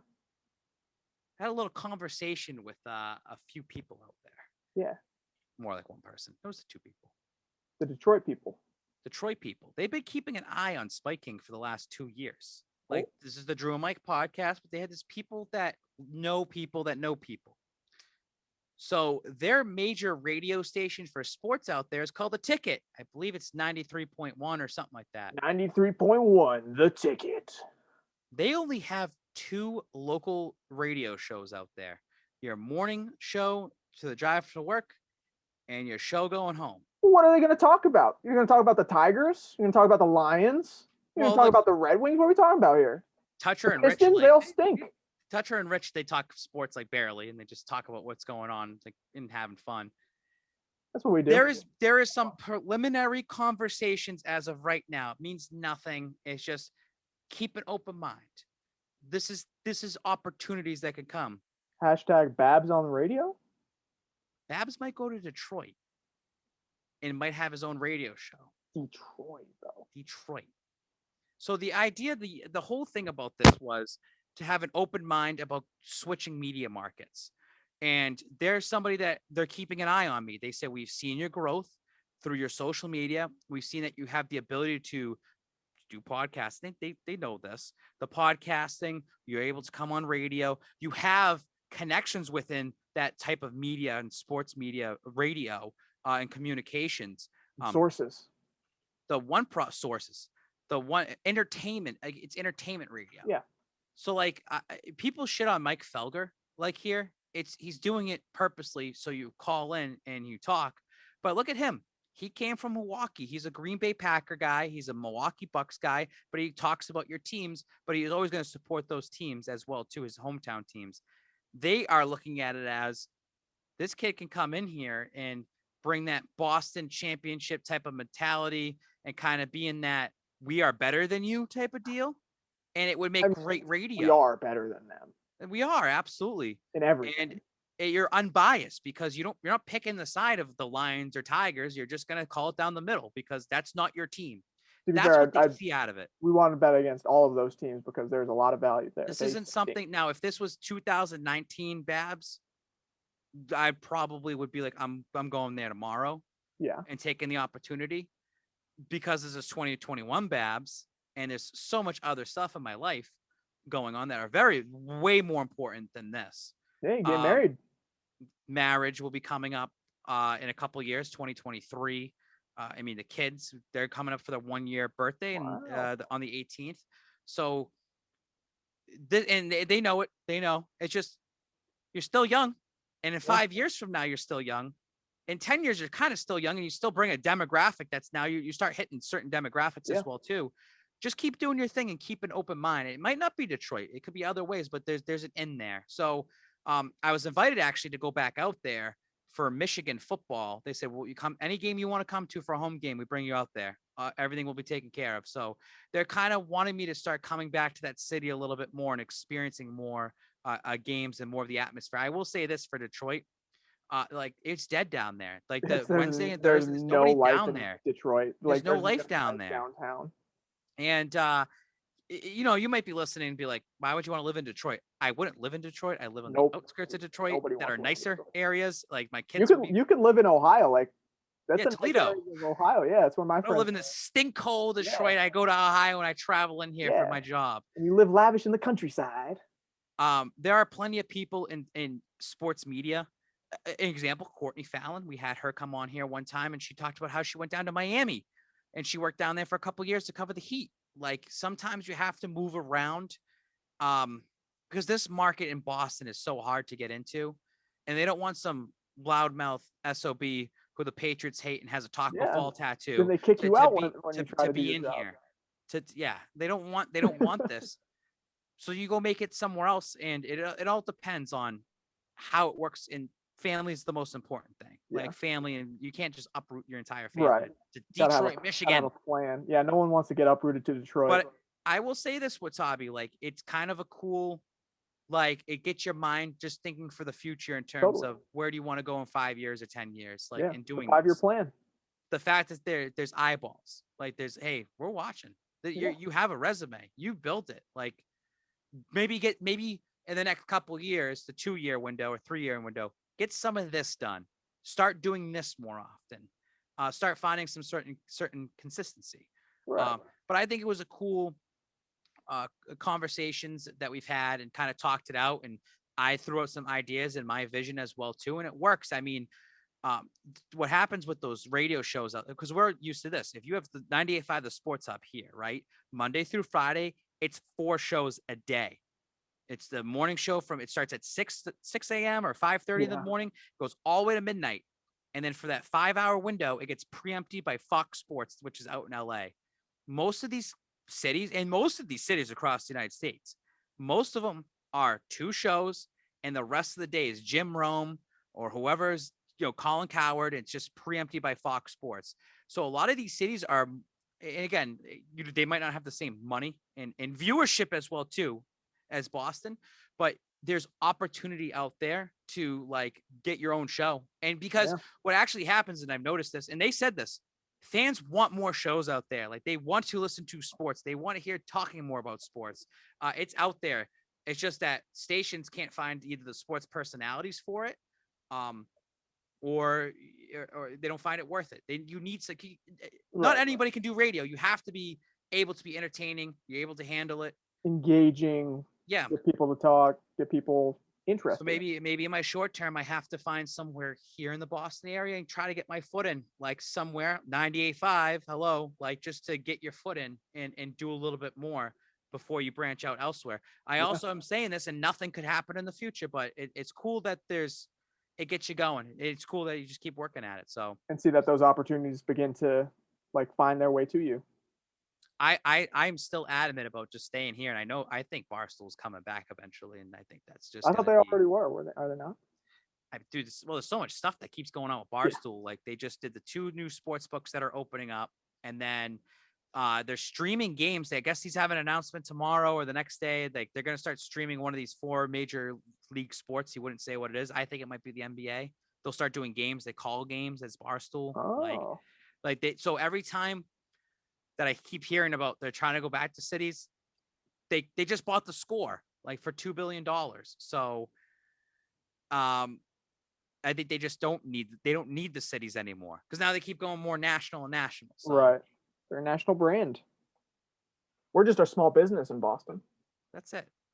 Small business, but you keep building yourself up, and there's opportunities out there, and success comes. It's kind of cool because it's not like I went to school for sports communication, broadcasting and stuff, and you learn everything on your own. You build your resume. I will say this, what I'm happy about right now is how the Patriots season back, and I told you this, like, dude, Instagram and like just doing Twitter and stuff, business it's cool that like it's booming. Business is booming right now in terms of that. So you just imagine from 2017 to 2021 right now, where I built my account where it is, what's it going to be like 4 years from now?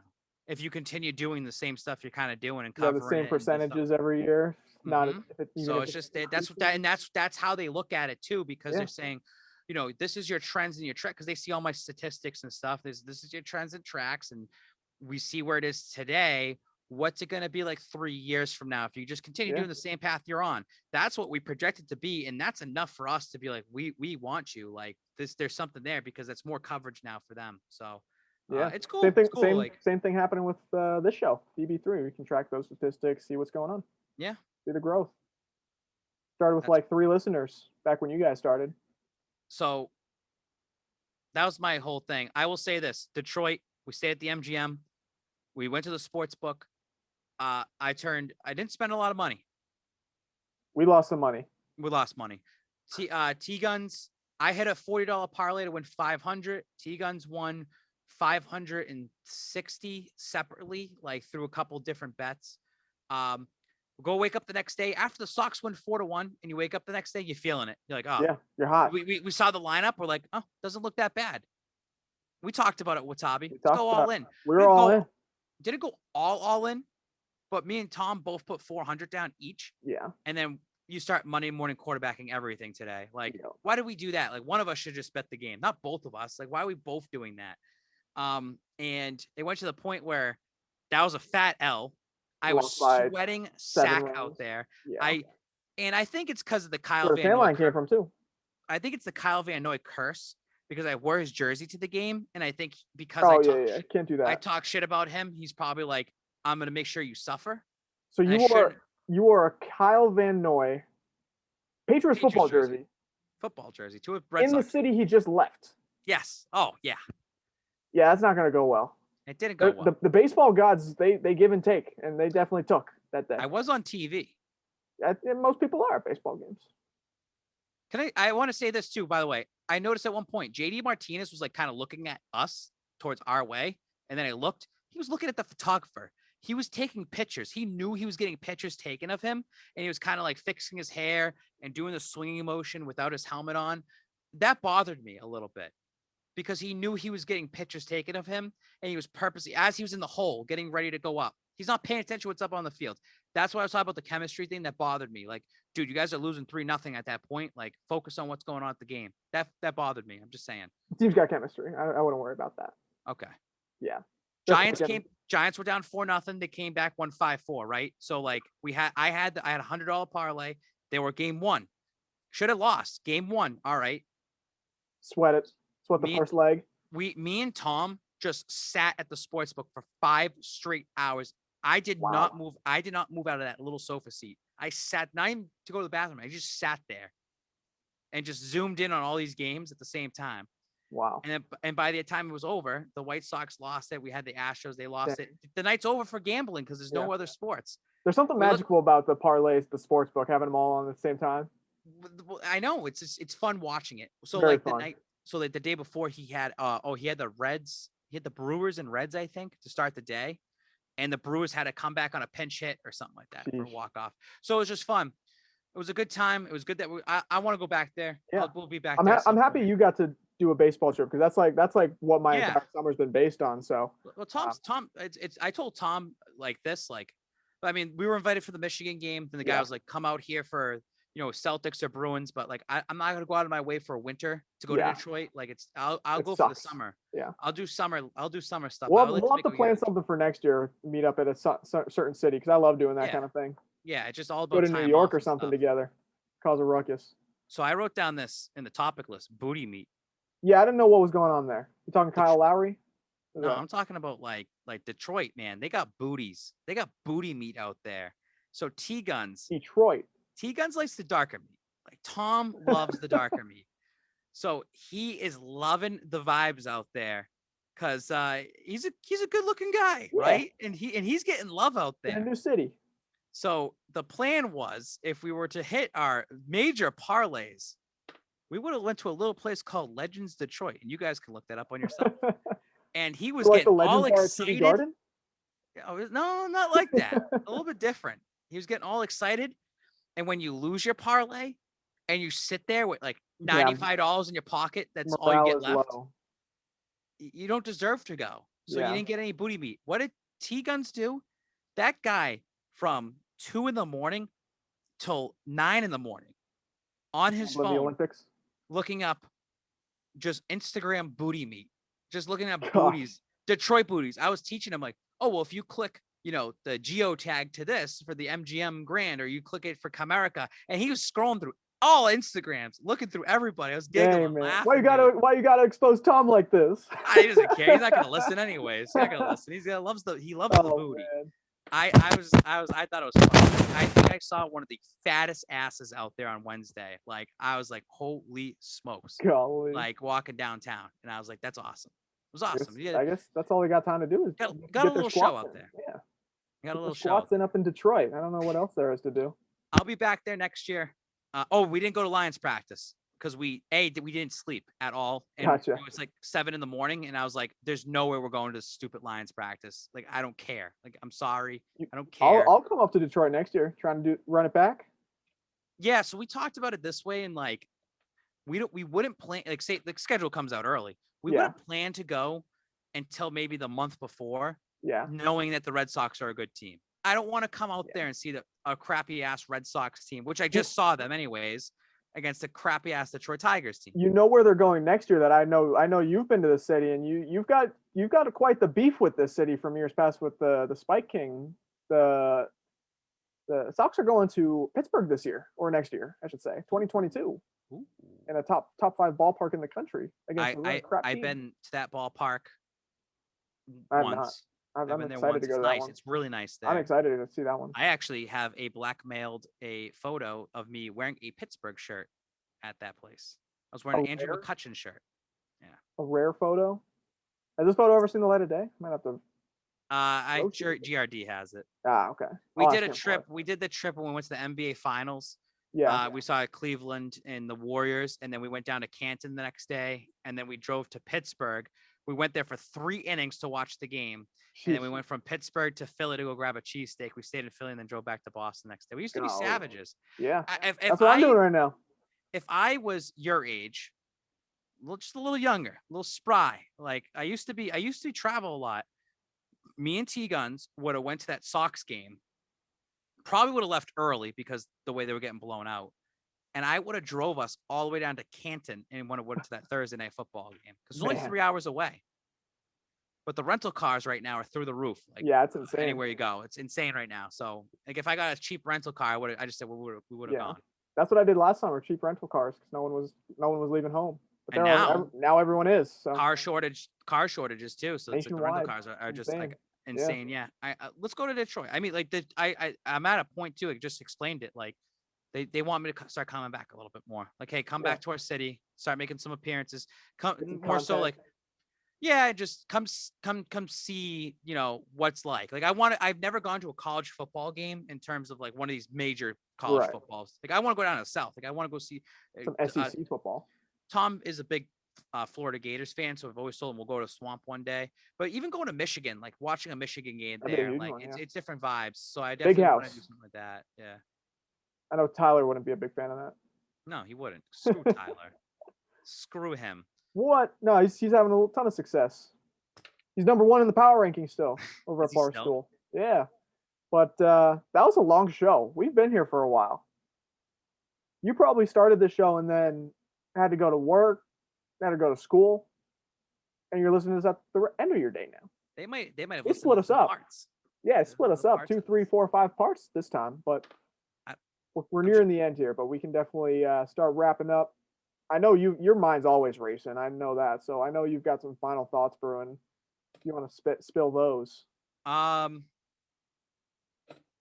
David Krejci left the Boston Bruins. How do you feel about that? Do you think it's just, hey, he's just one of those guys like I'm not. You understand that we're not the biggest Bruins podcast ever. Like we give them their attention when it's due. I did not realize how long David Krejci's been a part of this team. Like I watch a lot of Bruins games, maybe a dozen, maybe 20, maybe 2 dozen or so a year before playoffs, and then you watch in every single game. But David Krejci's just kind of been one of those guys. I hear his name every year. I did not realize how big of a part he played in these teams the last decade and a half. Fun fact, I believe it was 2010. Maybe it was 2010. I went to my first Bruins game ever. Yeah. He scored a hat trick. My first Bruins game ever. Wow. So that's a feat. Eat that out there. That's pretty cool. My buddies growing up college are humongous hockey fans. Yeah. I never went to Bruins growing up. Like it just never did. My dad there's was a lot of good college hockey in Boston too. Yeah. Pot and everything. My buddies were my first hockey game, it's a hat trick, and they were very upset about that because it's like we never got to see not one. How it's supposed to be. And then you get to go and you get to see one. I think the last hockey game I went to was pre-pandemic. I took one of my good college buddies out there to we were going, like, the main point of the trip was for that Cowboys Patriots game we met up at beforehand. With that downpour, that was just a mess. But we went to the Minnesota Wild Boston Bruins game, and the Bruins were down 2 goals with a minute to play and ended up winning in overtime. And that's got to be like one of the top sports moments in my life, where it was just magical. We had like one Wild fan sitting in front of us in the nosebleeds, like all alone, and he was trying to chirp the entire time. And then they scored 2, and then got a power play goal to force OT, and then 1 OT. And this guy's just bewildered. Like, this is the most rattled fan I've ever seen. It was amazing. But hockey's fun. Hockey's fun in the right scenarios. Like, especially in situations like that, hat tricks, overtime. It's all fun. Dude, I'm so tired. I am so exhausted. I can't wait to go to bed. That's my other final thought. I can't wait to have more final thoughts in my dreams. I mean, I just been up, the traveling, like I haven't done. You know what was cool? Finally get a break. Being able to just like go back and travel a little bit. Yeah. Like it's been a while. I'm very fortunate. Michelle was able to let me go. She wears the pants nowadays, so I was able to get out there. Find some flexibility. She's been doing great with the kids. I do miss the kids a lot. So like it'll be good to see them tomorrow. So they're what, 11 months now, Fiona and Sophia? Yeah, 11 and a half. Like next week, next Sunday is their 1 year birthday party. It's their birthday party. I'll tell you, they look a lot more like you now than they do last year. Yeah, they're growing into their faces. That's why. And they're a handful. I'm nervous. I'm nervous to go back to work. She's got to go back to work. And I don't know what we're going to do for the kids in terms of who's watching them during the days and stuff like that. So we're going to start running into situations like that. Find a babysitter or something. I'm not going to be able to go to as many Patriots games as I used to. Actually, here's a final thought. If you do traveling this year, if you're traveling to any Patriots games, you're going to any future Celtics games, Watabe, if you're flying, you guys need the real ID. You need to update your IDs. Oh, yeah. We're running out of time. I saw that. It was October 1st. It's changing. Quick. It was supposed to be last October. It was supposed to be last October, and COVID came, and they said I've got a feeling it's going to get delayed again. I hope so. I think it's going to get delayed again because I'm not going to get my ID updated, and then it's going to be like, Babz, you want to come to Carolina? And I'm like, you have to bring your passport. I don't have a passport, so now see, that's the one you got to get. You got to get a passport. I know. I've been told that for years, and I just never applied for it. I got a new one because I've been trying to go to Toronto since 2019. I was supposed to go, or 2020. I was supposed to go for opening day. That was going to be my first opening day up in Toronto. Had it all planes booked, everything. So I still got that flight credit. I got to book a flight now that the Canadian border's back open, and the schedule's out for next year. So I'm going to Toronto next year for some baseball. When did the border open? I think it opened this week. That's funny. It was like hours ago, maybe. Because in Detroit, Windsor, Canada, it's right there. Yeah, that bridge is right there. Yep. Yeah, it's like trucks going back. I didn't even think of it. Like I thought it was still closed or whatever. Like essential travels, it's been open, but like you and me, like we wouldn't have been able to go last week, but we can now. So I don't have anything else. I just can say that the Patriots. But the next time we talk will be probably right after the preseason game. So first preseason. Who did they play the first one? Washington football team, Redskins. Washington football team. Redskins. Can't say that. Can't get canceled now. We made it this far. That's my close thought. I got a little got some scar in action now too. I look pretty cool now. Yeah. I think it looks. Is that cool. From when you fell? Yeah, it's from the accident still. That's so bad. Full recovery. Well, you can see my evolution on the show now if you're watching on YouTube. see where I was a month ago versus now. I'm a whole lot cuter now. All right, Watabe, final thought for you. I gotta go to bed. I think that was my final thought. Olympics, fun. I'm collecting baseball cards again. That's fun too. Again, the tops now. So like when an event happens in baseball, something cool happens, like Jaron Duran coming up or Rafael Devers hitting his 100th career home run. they make baseball cards for that now. So I get those when something fun happens, or like when we travel, like Babz, if the Red Sox did something magical that didn't ever end up happening in Detroit, they'd make a baseball card for it, and you could buy that and like commemorate that trip. So that's what I'm gonna start doing. I told this to Tom, like it's a regular season baseball game. Yeah. But today when you traveled, it felt like the Patriots just lost on a Sunday and I'm traveling on a Monday and I just felt like shit. Like I just the cross country hangover. I just wanted them to win both those games and like or just like if you lose, it's like if you lose 5-4 or like you lose on a walk off, it's different. Like when you lose 8-1, you lose good. Don't lose bad. The Sox have been losing bad. They've been losing bad. They lose bad. If you're gonna lose, might as well lose good.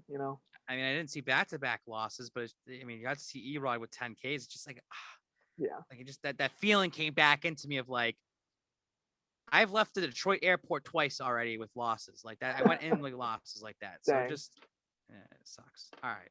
It is what it is. Well, thank you for listening. If you made it this far, episode 101. It was a long one. It was a marathon, but we made it. Shout out FuboTV. Babz, get some sleep. So tired. If you're listening to this late at night, you get some sleep too. You deserve it. Get some sleep, man. See you next time. Boston Celtics.